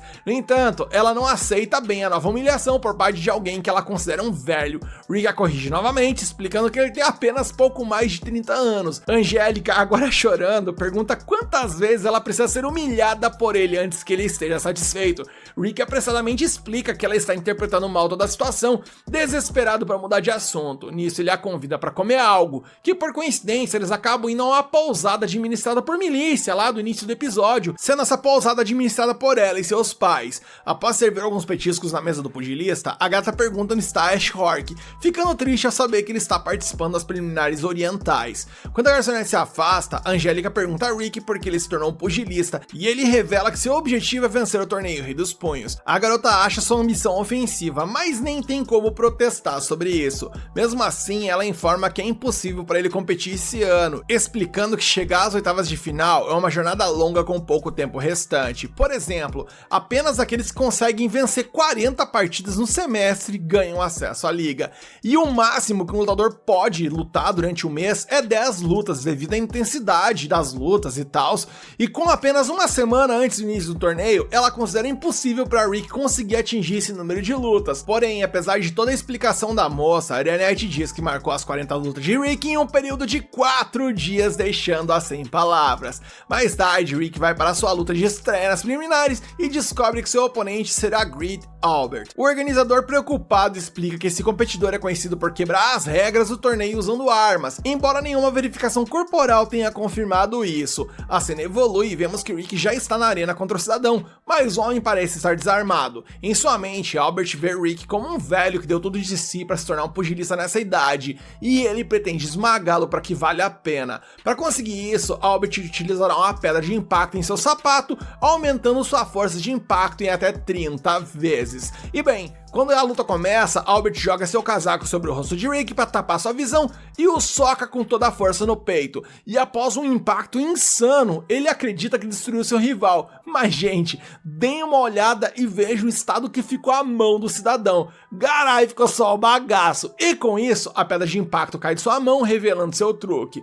Rick zomba de seu oponente, sugerindo que ele deveria fortalecer seu corpo antes de entregar um golpe tão poderoso com aquele item, apesar de Albert se lembrar que ele quebrou montanhas com seu punho. No entanto, agora é a hora do contra-ataque de Rick e ele prepara o segundo dos 8 segredos de como pegar leve, que basicamente consiste em um soco que não atinge o oponente, porém, o vento formado ao redor do punho é tão intenso que acaba sacudindo o cérebro do adversário até ele ficar inconsciente. E bem, com essa vitória incrível, um velho que assistia às preliminares ali da arquibancada percebe que Karen tem um oponente digno esse ano. A cena muda mais uma vez e vemos que à noite, em um estabelecimento sombrio de Heractópia, um monstro chamado Gitz dorme tranquilamente entre belas garotas até que alguém bate na porta, anunciando que é hora de trabalhar. No dia seguinte, Angélica aproveitou o fato de não estar por perto de Rick e dominou seus rivais nas eliminações preliminares do torneio e com 40 vitórias consecutivas, ela garantiu sua vaga e já estava pensando em vencer as partidas da Liga dos Blocos, enquanto Rick se animava para dar seu melhor. Angélica levantou uma sobrancelha questionando se o cara realmente pretendia lutar 40 vezes em 4 dias, já que cada local só recebe uma luta por dia, o que significaria que ele teria que viajar centenas de quilômetros para dezenas de áreas onde as lutas acontecem para poder cumprir essa cota. E antes que ela pudesse terminar seu raciocínio, Janet interrompeu e chamou Rick para começar a maratona, pois eles tinham uma luta na Arena Green Hill, marcada para as 10 da manhã. Angélica surtou, pois essa tal arena ficava a 30 km de distância e que nenhuma carruagem turbinada os levaria até lá a tempo. Ofendido, o prota respondeu que estava com muita pressa para pegar uma carruagem, por isso ele planejava correr até lá. E haja pulmão para essa travessia, hein? Ele então saiu em alta velocidade, mostrando a Angélica que era correr de verdade. Enquanto ela lutava para aceitar que o cara desafiava todas as leis da física, Renette perguntou se a Angélica estava interessada em assistir a luta de Rick. Angélica disse que adoraria ver, mas não fazia ideia de como chegaria lá a tempo. Então a elfa se ofereceu para levá-la de uma maneira que a garota humana jamais esperaria, pulando entre os telhados da cidade a uma velocidade surreal enquanto a carregava nos braços. Ao chegar na Arena Green Hill, Rick ficou surpreso ao ver a Angélica desmaiada na área dos bastidores. Apesar de estar lá, a garota não conseguiu ver a luta, até porque quase infartou durante o processo de deslocamento. Em todo caso, Rick se sentiu um pouco aliviado por não ter uma plateia, especialmente porque ele cometeu um erro grave ao usar o terceiro de seus 8 segredos de pegar leve, percebendo naquele momento que esse movimento precisa de alguns ajustes. Atrás dele, Renette o lembrou que era a hora da próxima luta e ele rapidamente partiu para seu novo desafio. Angélica implorou para ficar na Green Hill, mas a elfa ignorou seus pedidos e a carregou a garota em seus braços. Na Arena Kolak, um membro humano do punho de Orichalco tentou calibrar suas habilidades para evitar transformar seus oponentes em guisado, enquanto ainda segurava suas vitórias. Ao chegar na Arena de Stuttgart, Rick circulou seu oponente e derrotou com um pequeno tornado criado por seu movimento. Quando chegou à Arena Litrina, vemos que mais uma vítima havia caído diante de nosso prota. E vencendo luta aqui e acolá, depois de tanta correria pelo Coliseu, Angélica mal podia acreditar que o cara realmente conseguiu conquistar 40 vitórias em 4 dias para passar pelas preliminares. Sentada com a garota em um belo cenário que lembrava Veneza, a Renette informou que era a hora da Liga de Blocos, e a Angélica agradeceu aos céus por não estar no mesmo bloco de Rick. Afinal, ela planejava vencer o torneio, mas parecia bastante difícil vencer com o Rick participando. Além disso, a elfa lembrou a ela que Ash Rourke estava no caminho da próxima rodada na Liga Oriental, mencionando que ele possui classificação nível S e que ele foi responsável por treinar Rick. Ao ouvir essa notícia, parecia que as esperanças de Angélica de vencer o campeonato desapareceram completamente. Renette então mencionou que Rick já havia partido para a próxima etapa, levando a humana a se amaldiçoar por não estar surpresa que o cara simplesmente estava andando os 600 km de ida e volta. E mudando de assunto, ela comentou que a elfa poderia se sentir desconfortável com as pessoas a vendo tão frequentemente ao lado de Rick, o que poderia levar a pensar em que os dois estavam envolvidos. Mas a elfa disse que não se importava nem um pouco com isso, pois nutria uma grande afeição por ele. Embaraçada pela resposta, Angélica fingiu que não era grande coisa. Do nada, o gerente do estabelecimento apareceu em pânico, desesperado porque não tinha trabalhadores suficientes para meio período para o trabalho dele. Ele implorou pela ajuda das duas mulheres de uma maneira um tanto incomum, com sua testa falando por si. Enquanto isso, vemos que o nosso prota virado no papaléguas chegou ao seu destino e foi abordado por uma figura estranha reconhecia seu nome. Ele era o presidente do comitê de gestão da Liga Ocidental e seu nome era Snape Resurrect. Snape tinha ouvido falar sobre a corrida histórica de Rick nas eliminatórias e, portanto, cumprimentou o competidor. Naquele momento, um assistente informou ao presidente que Angélica não estava presente, levando Snape a assumir que nada poderia ser feito a respeito disso. Rick ficou curioso sobre o conhecimento do homem sobre Angélica, então Snape explicou que eles eram bastante próximos, pois apesar de ser apenas um mero comerciante, sua relação com a casa dela sempre foi muito boa. Como o aperto de mão de Snape era bastante firme, Rick deduziu que o homem já tinha sido boxeador, ao que ele respondeu que havia competido há 20 anos atrás, mas só venceu uma pequena competição. A sensação de realização e o rugido da multidão foram muito gratificantes, segundo ele, mas ele foi forçado a se aposentar aos 23 anos, tornando aquela vitória tanto a primeira quanto a última. Rick ficou intrigado com a história e quis saber o motivo da aposentadoria, mas Snape teve que partir. No entanto, antes de entrar em sua carruagem, ele mencionou que sua empresa havia inscrito um competidor nessa competição e pediu a Rick para dizer a Angélica para não exagerar no torneio. Depois disso, Rick entrou na taverna e Milícia chegou até ele, expressando preocupação por ele ter falado com o proprietário da empresa da Argonauta. Afinal, Snape Resurrect pode até parecer um cavalheiro, mas os rumores indicavam que ele tinha profundas conexões com o submundo do crime,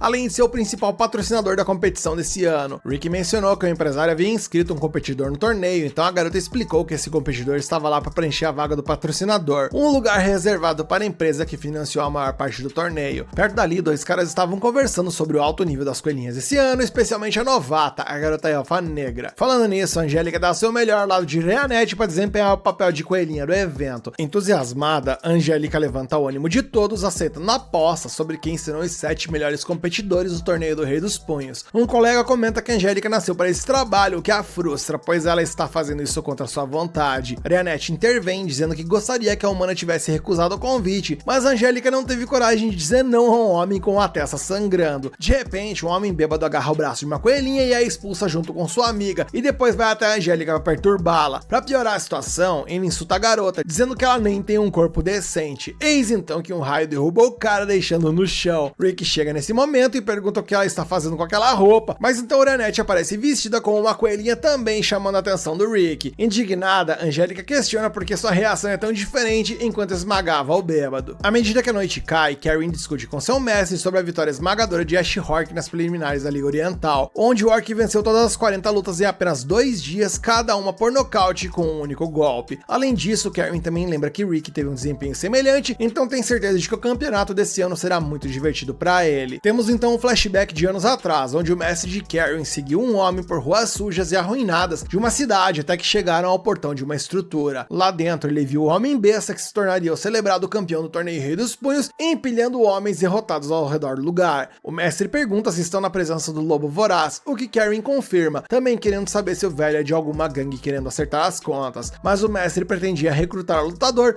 convidando para Eractópia, onde ele encontraria riqueza e glória. Diante de uma oferta tão irresistível, Karen fez uma expressão que seu mestre não via há muito tempo, uma que foi finalmente repetida quando o Homem Besta descobriu que tinha 2 rivais dignos da competição. No dia seguinte, Rick e Reanete tentam consolar a Angélica após sua participação como coelhinha, mas nada que eles dizem parece mudar o humor furioso dela. O Prota então menciona que falou com Snape Resurrect ontem, mas a Angélica finge que não sabe quem é. Mais tarde, o grupo segue para o local onde começa a próxima fase, onde apenas um participante de cada bloco se qualifica para o torneio final. Na primeira luta do bloco A, Ellen Thompson enfrenta a Angélica. Ela começa a luta com seu movimento característico, aquele passe instantâneo, mas sua forte oponente parece ter reflexos afiados e bloqueia o ataque. Na multidão, Rick comenta que a Angélica parece tensa e Reanete concorda. Mesmo assim, com um grande esforço, Angélica consegue derrubar a adversária e avança para a próxima fase. Quando chega a vez de Rick, ele usa o terceiro passo dos 8 segredos para pegar leve. À medida que as horas passam, Rick e a Angélica continuam avançando, mantendo a mesma intensidade até chegarem às rodadas seguintes. Agora, restando apenas 4 lutas, nenhum dos dois pode se dar ao luxo de perder se quiserem chegar às eliminatórias. Angélica não diminui o ritmo e cerca o adversário com sua velocidade conhecida, combinando sua parede de água com flecha de trovão para vencer suas lutas, mas esse adversário em específico escapa ileso da tática. Surpreendentemente, o grandão acompanha a velocidade da menina e a acerta com um soco poderoso, encerrando a luta. Após a derrota, Angélica é tratada na enfermaria. Esperando pela garota fora da sala, Rick menciona que a força defensiva de seu oponente era imensa, mas mesmo assim, ela insistiu em uma estratégia que claramente a desgastou. Angélica pede a paciência e sai pela cidade até que Rick a convence a conversar calmamente. Ela então confessa que Snape Resurrect é seu noivo porque foi ele quem a ajudou quando seus pais morreram em um acidente cerca de 1 ano atrás. Os filhos assumiram a gestão das terras e da família, mas a inexperiência deles levou levou a casa a sérios problemas financeiros. Foi aí então que o avô mesquinho da família entrou em cena e fez um acordo com Snape, e ansioso por forjar laços com a nobreza, Snape ofereceu uma quantia enorme de dinheiro em troca do casamento com Angélica. E Rick, que parece ter uma lesma no lugar do cérebro, finalmente percebe que a garota está noiva do Homem-Lagarto e fica louco com isso, enquanto ela acrescenta que investigou o cara enquanto tentava anular o seu noivado com ele e descobriu que ele se tornaria o principal patrocinador do evento. E ela estava prestes a terminar seu raciocínio, mas uma confusão em um bar chamou sua atenção. Lá dentro, Taylor Bridges, que foi o adversário da Angélica, tenta ajudar uma garota sendo atacada por um Homem-Lagarto, mas ele é derrubado com apenas um golpe. Depois disso, o lagarto vira sua fúria contra a garota, exigindo algo em troca por ter derramado a cerveja. Angélica intervém contra o lagarto, embora tema sua força, mas assim que a criatura está prestes a socar a humana,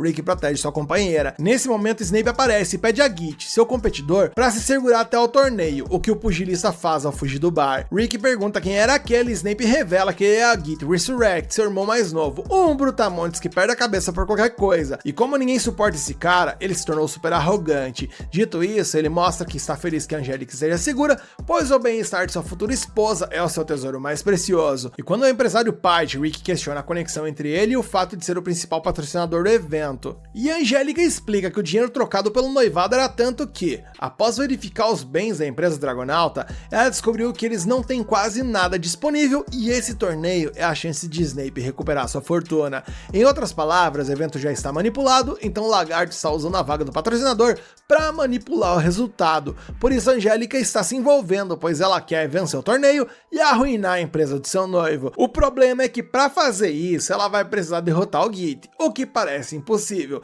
E diante do improvável do impossível, Rick se oferece para treinar a Angélica e ela, bem, não sabe se isso é uma sentença de morte ou o quê. No dia seguinte, a dupla não perde tempo e começa a trabalhar, mesmo que a tarefa se mostre muito mais difícil do que a garota inicialmente imaginava. Angélica, com pesos presos em todo seu corpo, cada um pesando 30 quilos, é advertida a nunca desativar suas habilidades de fortalecimento corporal se não quiser ir de arrasta. Ela exige uma explicação melhor para essa loucura, mas Rick a ignora e sai correndo com uma corda amarrada ao redor da cintura de ambos. Ele explica que ao puxá-la, está forçando a correr mais rápido e com mais força. No meio disso tudo, ele começa a corrigir seus primeiros movimentos falhos, ensinando que, embora ela tenha aceleração, sua passada não é estável o suficiente. E com os cabelos todos desgrenhados ali, ela implora a Rick para parar de correr, e ele brinca dizendo que é a primeira vez que a Angélica o chama pelo nome. Sem energia para comentar sobre isso, a Angélica implora para ele parar, mas ele insiste que é crucial ultrapassar os limites que achamos que temos, garantindo a ela que não se preocupe, pois restam apenas 6 horas até o fim do treino de hoje. Eis então que horas depois, ela já está na lona totalmente esbagaçada e Rick comenta que ela está indo muito bem, demonstrando ser incrível o aprendizado de uma cavaleira de segunda classe, enquanto Angélica apenas agradece a Deus por ela ter suas pernas. Rick lembra que quase perdeu a consciência quando passou por esse treinamento com Ryanette, mencionando que ele morreu 3 vezes apenas no primeiro dia. E ao ouvir isso, Angélica declara orgulhosamente que sobreviveu ao seu primeiro dia sem morrer, mas Rick ri, lembrando de que o primeiro dia ainda não acabou e que é apenas a hora do almoço. Temos então um salto temporal e vamos ao 5º dia de treinamento, onde ela estava aproveitando seu almoço em uma tarde quente e ensolarada, convencida de que não seria capaz de manter esse ritmo até o fim. Pelo menos ela estava em um lugar isolado, saboreando sua refeição, onde ninguém poderia incomodá-la, nem mesmo o Rick. Mas assim que pensa nisso, o Prota aparece na janela, tendo procurado por todo o reino por ela, e frustrada, Angélica reclama que faz menos de 15 minutos desde que tentou se esconder. Rick aproveita para tomar um chá, enquanto Angélica pergunta quando ele vai parar de beber e começar a repreendê-la por ter fugido. Mas Rick a surpreende, explicando que entende o desejo dela de fugir. Na verdade, ele mesmo fugiu dezenas de vezes durante os seus 2 anos de treinamento exaustivo, morrendo milhares de vezes no processo. Em uma dessas lembranças, Shark percebe que seu pupilo morreu e pega emprestado um pouco da mana de Aliceret para trazer o humano de volta à vida. E diante de um Rick confuso após morrer novamente, o Orc explica que a maga vampira lhe concedeu o poder de reviver Rick mais 2.000 vezes, então é hora de continuar no mesmo ritmo, e com essa memória em mente, Rick diz a Angélica que se acostumou a morrer. Ela fica surpresa por ele ter suportado isso por 2 anos, e a pura verdade é que ele tentou desistir muitas vezes, mas Brolston sempre dizia a coisa certa, instigando-o a pesar a dor do seu sofrimento atual contra a dor do arrependimento por desistir de seus sonhos. E caras, que ensinamento de valor encontramos nesse anime, hein? Com essas palavras, Rick diz que visualizou tudo isso bem fundo em seu coração, e a Angélica deduz que ele escolheu suportar o sofrimento atual, o que é verdade, enquanto Rick conclui que mesmo que ele tivesse desistido, seu mestre lhe garantiu que o veria partir com um sorriso. Rick diz que tudo visto dessa perspectiva se tornou muito mais fácil de suportar o treinamento, e as palavras de Rick foram tão sinceras e verdadeiras que ajudaram a Angélica a preferir aceitar o sofrimento atual, sentindo que nessa perspectiva pra ela também se torna mais fácil de suportar. Angélica então confessa que odeia os costumes da nobreza, as roupas impecáveis, os modos, a maquiagem pesada e as danças ridículas. Ela diz que apesar de aprender todo esse tipo de coisa, ela sempre detestou cada parte dessas regras e etiqueta. É por isso que ela decidiu contribuir com sua casa como uma lutadora, e que o seu sonho é se tornar a primeira cavaleira da classe especial. Então ela acredita que sua balança também está pendendo para o sofrimento atual. E com a motivação renovada, Angélica é lembrada por seu professor de que seu estilo de luta é uma versão modificada da técnica da espada do cavaleiro, tornando-a mais poderosa com uma espada na mão. Porém, como as regras do torneio exigem lutar sem armas, Rick sugere que ela aprenda uma técnica para transformar sua própria mão em uma lâmina. E para isso, ele trouxe um instrutor especial, no caso, Reanette. A cena muda e após o intenso treinamento que Angélica se submeteu, o torneio estava a todo vapor, levando a partida final entre os líderes do bloco marítimo, cada um com 7 vitórias e uma derrota. Angélica enfrentará a Silver e nessa luta apenas o vencedor avançará para a próxima fase. Na arena, enfrentando seu oponente, Angélica treme de fúria como uma fera enjaulada. Os velhotes ali que sempre assistem os duelos comentam sobre a estranha aparência de Angélica, acreditando que ela provavelmente está em desvantagem contra a Silver. No entanto, assim que o locutor sinaliza o início da luta, ela dá um soco tão poderoso em seu oponente que ele voa contra a parede com uma força indescritível. Dessa forma, encerrando a luta para o choque de todos os presentes. Nas arquibancadas, Reanette percebe que o treinamento deu resultado, embora Rick ache que a garota pode ter ficado um pouco descontrolada por tudo que passou. A cena muda e vamos para a taverna da milícia após a vitória de Angélica, e ela reflete que por algum motivo os olhares dos moradores a machucam, fazendo-a questionar se fez algo de errado no torneio. Rick responde que o que importa é vencer, enquanto Reanette alerta que as pessoas podem estar com medo dela. Eis então que a Alicerete e Mizete chegam por ali na taverna e a Alpha pergunta ao Mizete o que aconteceu com os rumores de uma das 6 joias que está no Império. Mizete, no entanto, responde que não deu em nada, pois não há um pingo de verdade nisso. Milícia então vem por ali servir os recém-chegados e tem que desviar dos flertes instantâneos do Elfo Anão, até que Brawlson chega, guiado por seu leal escudeiro Gold. A garota gato fica corada com a chegada do Orc, o que enfurece Mizete. Com a mesa posta para um verdadeiro banquete, o sábio Orc anuncia que tudo que falta agora é vencer o torneio e receber uma das 6 joias. Alice diz que adoraria participar do torneio, mas Rick corta o entusiasmo dela imediatamente, temendo que ela possa devastar toda a arena. O Orc pergunta quem é a humana na mesa, então a Angélica explica que foi treinada por Rick e Reanette, embora muitas vezes ela tenha pensado que estava sendo torturada pelos dois em vez de ensinada. E mesmo assim, cada membro do Punho de Orichalco garante a ela que seus esforços serão recompensados. E dessa forma, o início oficial do torneio Rei dos Punhos finalmente chega, onde os pares são anunciados após um sorteio aleatório, que obviamente de aleatório não teve nada. Na primeira luta, teremos Herman Miller contra Git Resurrect, o competidor inscrito pela patrocinador do evento, no caso, a Companhia Dragonauta. Na segunda luta, Angélica enfrentará Doug Hip. No terceiro confronto, Rick enfrentará Selina Caine e Rick fica aliviado por não ter que lutar contra seu mestre, e falando nele, a quinta luta será entre Donnie Fisher e Brawlson Ashhork. Na plateia, Gold pede à milícia para que pare de emitir aqueles olhares apaixonados para seu mestre. A quarta e última luta sendo revelada para nós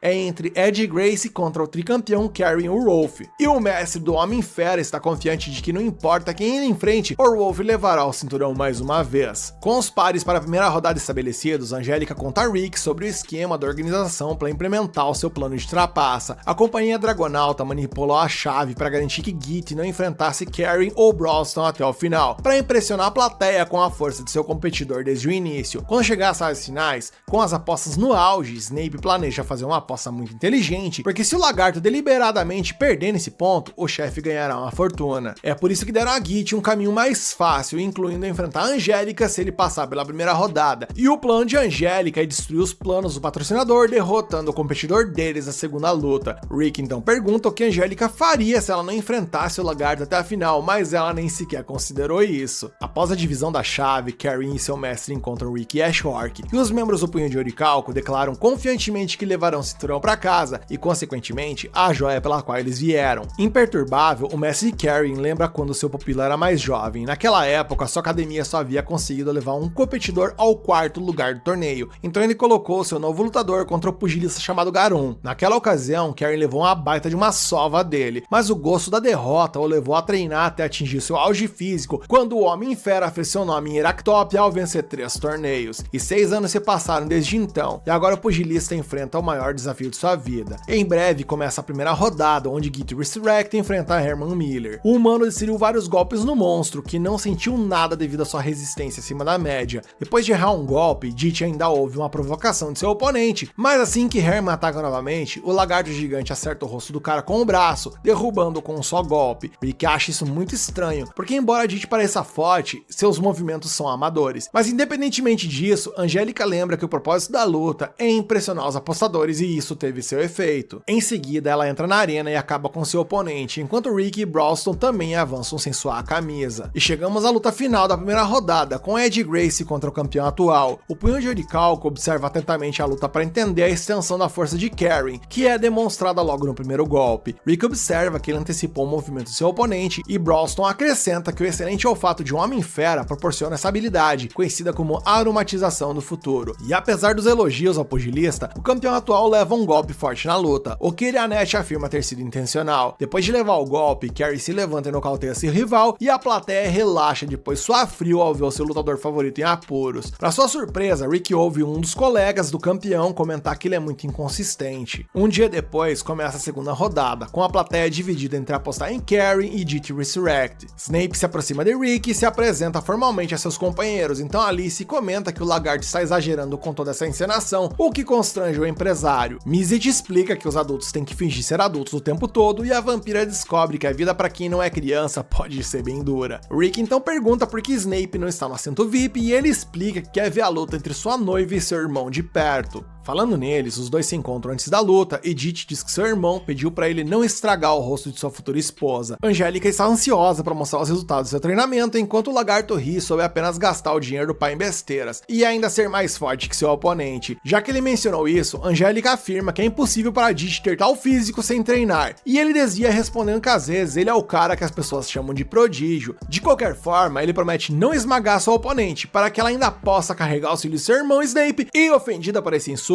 Angélica jura que irá esmagá-lo. Nisso, o confronto entre os dois começa e a Angélica inicia com um chute voador no torso de Git, mas ele não sente o impacto. Pelo menos ao contrário de Herman, a cavaleira tem a velocidade necessária para evitar os golpes, já que suspeitava que seus ataques físicos não funcionariam contra ele. Então ela cancela sua magia de fortalecimento, deixando todo o público perplexo. Depois disso, ela usa o reflexo reverso do fluxo mágico e avança com um passe instantâneo, finalizando com uma nova técnica que ela aprendeu, o corte de linha, onde sua mão simula uma espada e corta o abdômen de Git. Rick comemora o êxito de sua aluna, enquanto Irianete explica que essa é uma das técnicas secretas para o controle do corpo. Quando ela demonstrou essa técnica em uma pedra durante o treinamento, a elfa fez a humana acreditar que jamais conseguiria alcançar algo assim. Mas, ao mesmo tempo, o desejo de aprender de Angélica era tão forte que ela decidiu deixar de lado suas inseguranças e se dedicar às instruções, determinada a dominar o movimento correto. Além disso, ela ainda inventou seu próprio método baseado no ensinamento, combinando o fluxo da magia com reflexão reversa.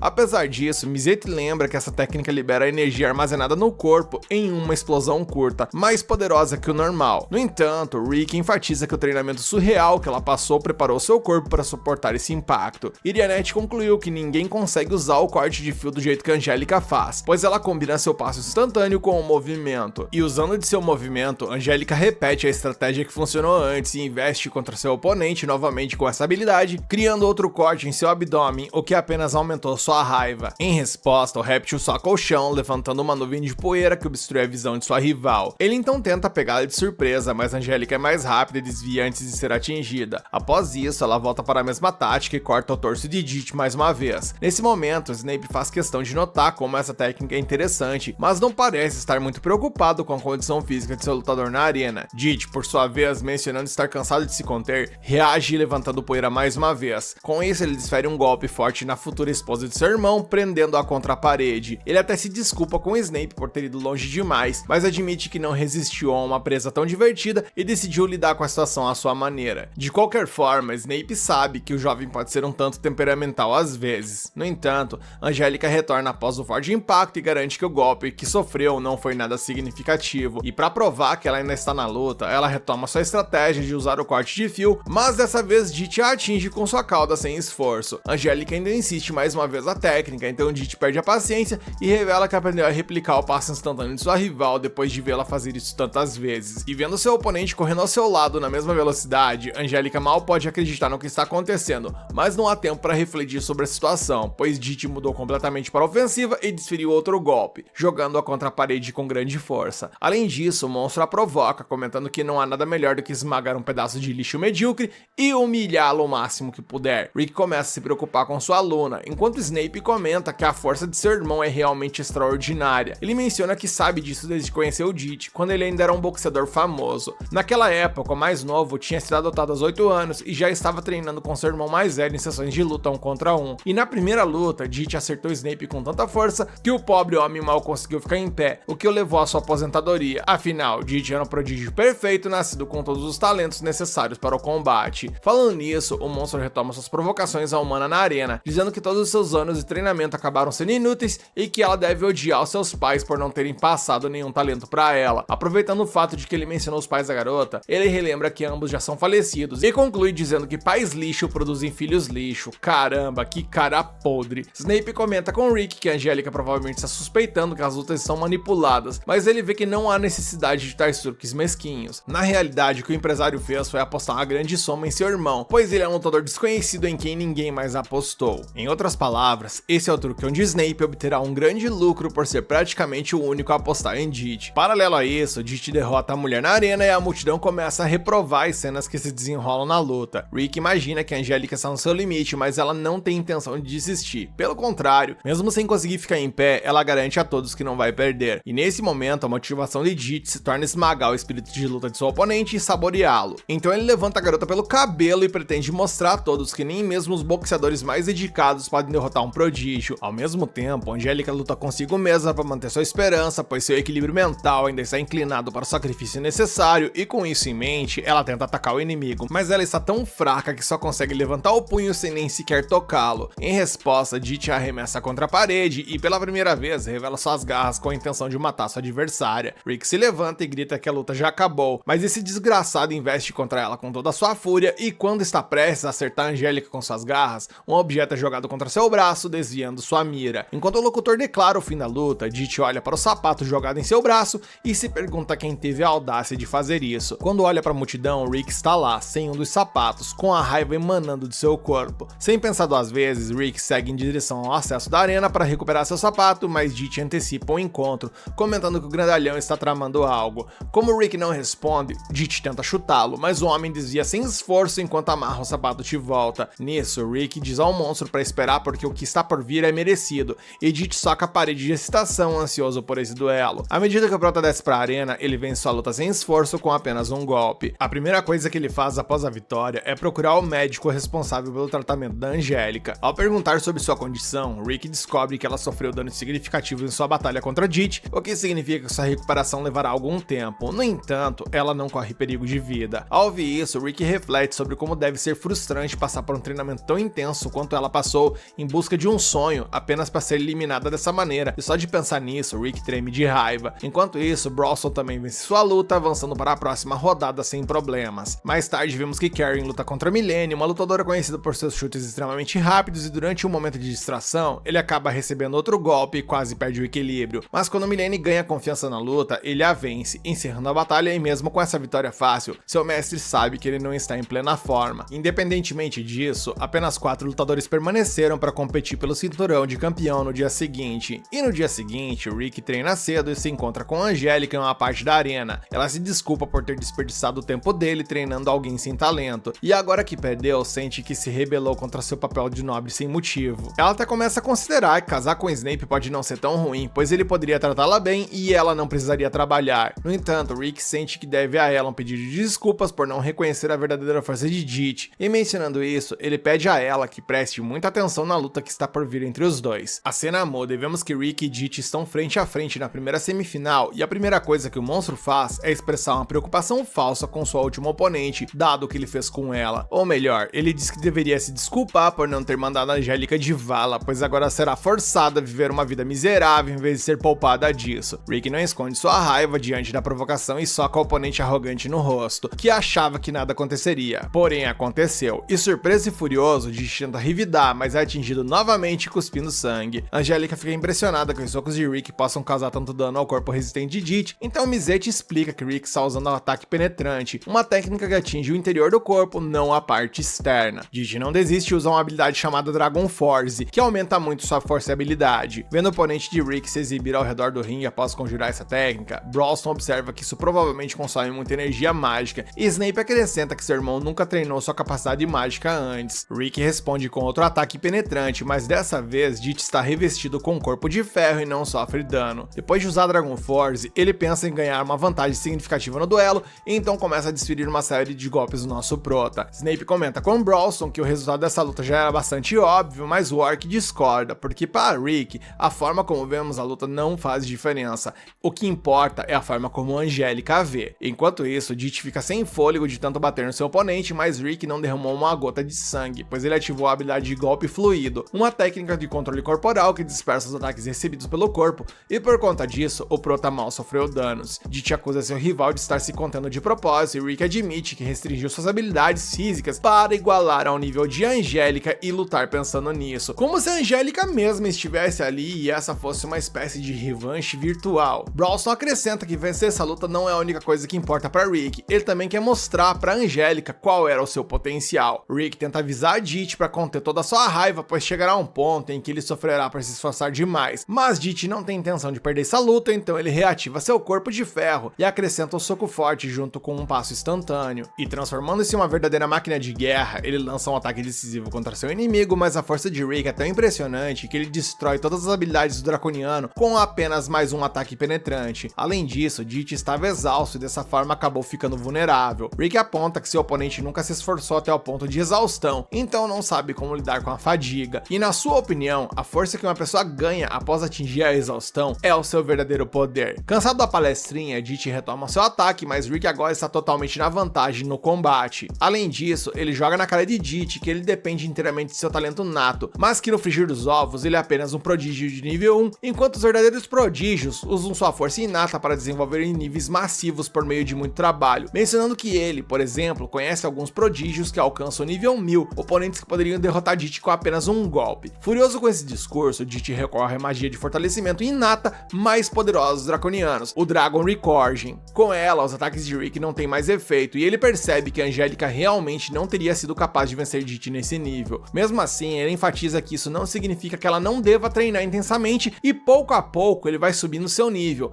meio que mostrando como a força da Angélica estará conforme ela vai evoluindo seus treinamentos, seja após 6 meses, fazendo um movimento rápido, seja 9 meses, acertando um golpe extremamente forte, e quando chegamos nos 12 meses, Rick se move com uma velocidade incalculável pela arena, usando um passo instantâneo como referência, fazendo a Angélica perceber que esse seria o resultado de sua habilidade especial se ela continuasse a treinar intensamente durante um ano todo. Segundo ele, o trabalho duro comum pode não superar a diferença nas habilidades inatas, é preciso uma certa loucura para manter os esforços extraordinários. Angélica vai entendendo isso cada vez mais, reafirmando para que lado da balança ela está inclinada. Dit então provoca uma tempestade de areia para limitar a visão de seu oponente no campo de batalha, então Rick usa o corte de fio, embora duvide que isso funcione, já que ele não sabe como executar a técnica corretamente. Mas quando a poeira assenta, vemos que Dit está gravemente ferido, encerrando assim a luta. Rick menciona que ele deveria ficar feliz que não enfrentou a Angélica do ano que vem. Ele então cumprimenta a Angélica e ela, feliz, cumprimenta ele de volta. A multidão está ensandecida com a performance do homem que até pouco tempo era apenas um tiozão de 30 e poucos anos ali sem qualquer demonstração de poder. Enquanto isso, a Angélica faz questão de agradecer a ele pelo doce sabor da vingança que ele conseguiu proporcionar a ela, além do fato de que ele tirou o boxeador de Snape da cena. Dito isso, o apresentador pede aplausos para o vencedor, que entusiasticamente sente o carinho da plateia. Quanto a Snape, a net nota que ele parece extremamente calmo e o empresário admite que esse golpe duro foi menos doloroso do que ele esperava. Afinal, ele também de alguma forma saiu ganhando nessa história toda com o fato de que seu irmão aprendeu alguma lição importante com essa derrota, além do fato de que o próprio irmão dele tinha encerrado a carreira dele como boxeador, então no final ele meio que se sentiu vingado também. Alice Red comenta que ele está falando coisas difíceis de novo e Mizete intervém, ensinando mais uma vez que são essas as coisas com as quais os adultos têm que lidar o tempo todo. Embora não se sinta tão mal quanto esperava por essa perda, Snape admite que é uma pena não ter Angélica como esposa. Por outro lado, a garota não pode estar mais satisfeita com a queda do Dragonauta e faz questão de esfregar na cara dele que seu sonho mesquinho de entrar para a nobreza foi por água abaixo junto com sua proposta de casamento. E com uma formalidade impecável e vocabulário refinado, Snape admite que ter uma linda donzela como Angélica era algo que ele desejava, o que é uma pena, e essas breves palavras foram suficientes para causar uma reação estranha na menina. Enquanto isso, preparando-se para entrar no ringue, Karen não poderia estar se sentindo melhor. Seu chefe deixa claro que o Homem-Besta é um excelente pugilista e o lutador brinca que o velho deve ter comido alguma coisa estranha para estar tão sentimental, mas não era nada disso.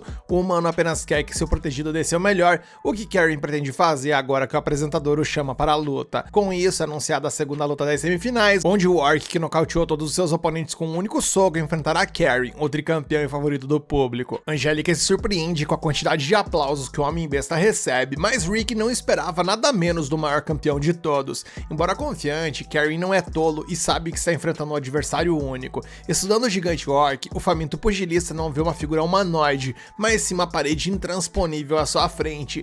E com uma velocidade irreal, Karen avança e testa a defesa do Orc, descendo uma série de socos que não fazem nem cócegas em Brawlston. Por outro lado, se ele tivesse sido atingido pelo soco que o Orc desferiu em resposta, o Homem-Fera certamente teria ido de vala. Eis então que temos um contratempo. Dita Resurrect, fazendo jus ao seu sobrenome, levanta-se das cinzas com seus olhos brilhando com um vermelho intenso e seu corpo parecendo mais avassalador do que nunca. Além disso, o Dragonauta parece consumido pela loucura ao saltar pela multidão, levantando poeira com uma série de golpes. Snape sabe que esse é o efeito devastador do Ricorgem de dragão no sangue de seu irmão e se prepara para o pior. E Karen, querendo continuar sua luta, chama o dragão por interromper a partida. Sem hesitar, Dit avança contra o Homem-Besta, mas é inesperadamente interrompido e leva um soco no estômago que com certeza o deixará ferido. Wolf derruba Dit com apenas um golpe para o choque de Rick, Angélica e Annette. Agora imaginam que esse boxeador deve ser na real um Rank S. Independentemente disso, o apresentador do evento anuncia que a semifinal foi adiada para o dia seguinte devido ao caos causado na plateia,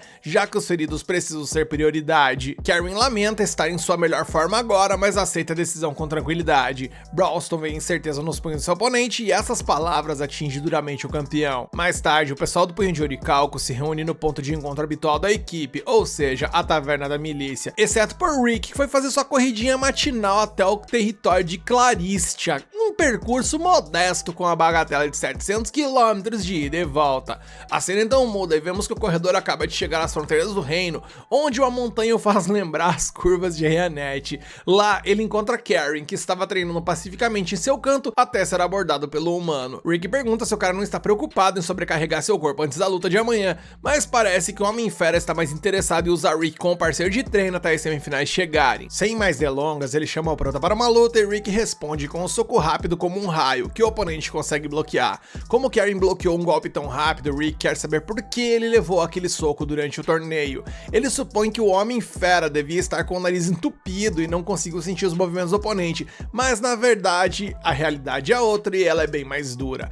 Karen explica que cresceu nas favelas e lutar era seu passatempo favorito, mas chegou um ponto em que ele derrotava todos impiedosamente e a emoção de lutar perdeu seu encanto. Após chegar a Heractópia, as coisas foram boas no início, mas depois de se tornar o campeão invicto pela segunda vez, derrotando todos os seus oponentes com um único soco em menos de um minuto, ele percebeu que até os torneios oficiais podiam ser um tédio, já que não apresentavam um verdadeiro desafio para ele. A única coisa que mantinha sua atenção era a satisfação de seu chefe, que sorria de orelha a orelha com o desempenho do boxeador. Um dia, no entanto, ele ouviu o chefe conversando com um funcionário da academia, que achava que o fato das lutas terminarem tão facilmente acabaria quebrando o negócio, pois ninguém estava disposto a pagar para assistir uma luta com um resultado previsível. Meses depois, na véspera da final do terceiro torneio em que participou, Karen refletiu sobre o que deveria fazer para evitar levar o seu mestre à falência e considerou encontrar um meio termo ali para tornar as lutas mais emocionantes. O primeiro soco que veio em sua direção foi extremamente lento para sua percepção,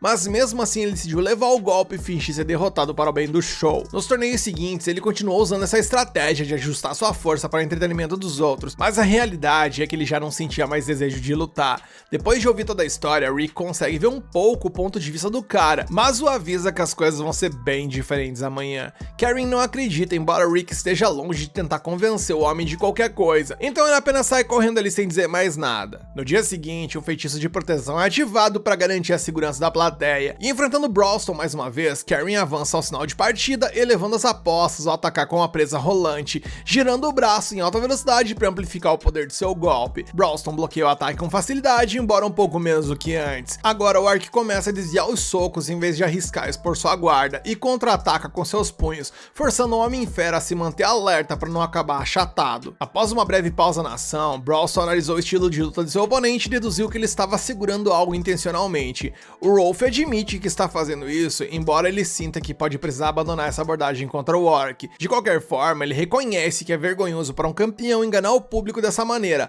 mas Brawlston vê as coisas de forma diferente. O boxeador está priorizando os espectadores, o que é o que um verdadeiro profissional deve fazer, mesmo que seja uma pena que o Orc não possa lutar com todas as suas forças contra Karen. Então, para equilibrar a luta, Brawlston decide utilizar apenas 2 dedos sem se mover um único passo. E com isso definido, Karen avança novamente com a presa rolante, mas dessa vez seu oponente bloqueia o ataque com apenas os dedos indicador e médio antes de decidir um golpe poderoso no boxeador. Karen consegue desviar do segundo golpe, que provavelmente teria sido muito pior, justo quando ouve a plateia gritando seu nome. Ele sente uma onda de excitação pelo boxe que percorre suas veias novamente. Afinal, esse não era apenas um rival qualquer, e poderia ser sua chance de testar tudo que vinha segurando para nivelar o campo de jogo em suas lutas anteriores. De repente, seu chefe grita o seu nome, acusando de fingir a luta. O sonho do empresário é treinar o boxeador mais forte da história, então o Rolf não deve se segurar em nada. Essas palavras deram ao lutador o impulso que ele precisava para abandonar seu plano de salvar a academia, e agora, com a aprovação de seu chefe, seu novo objetivo é mostrar tudo o que ele tem.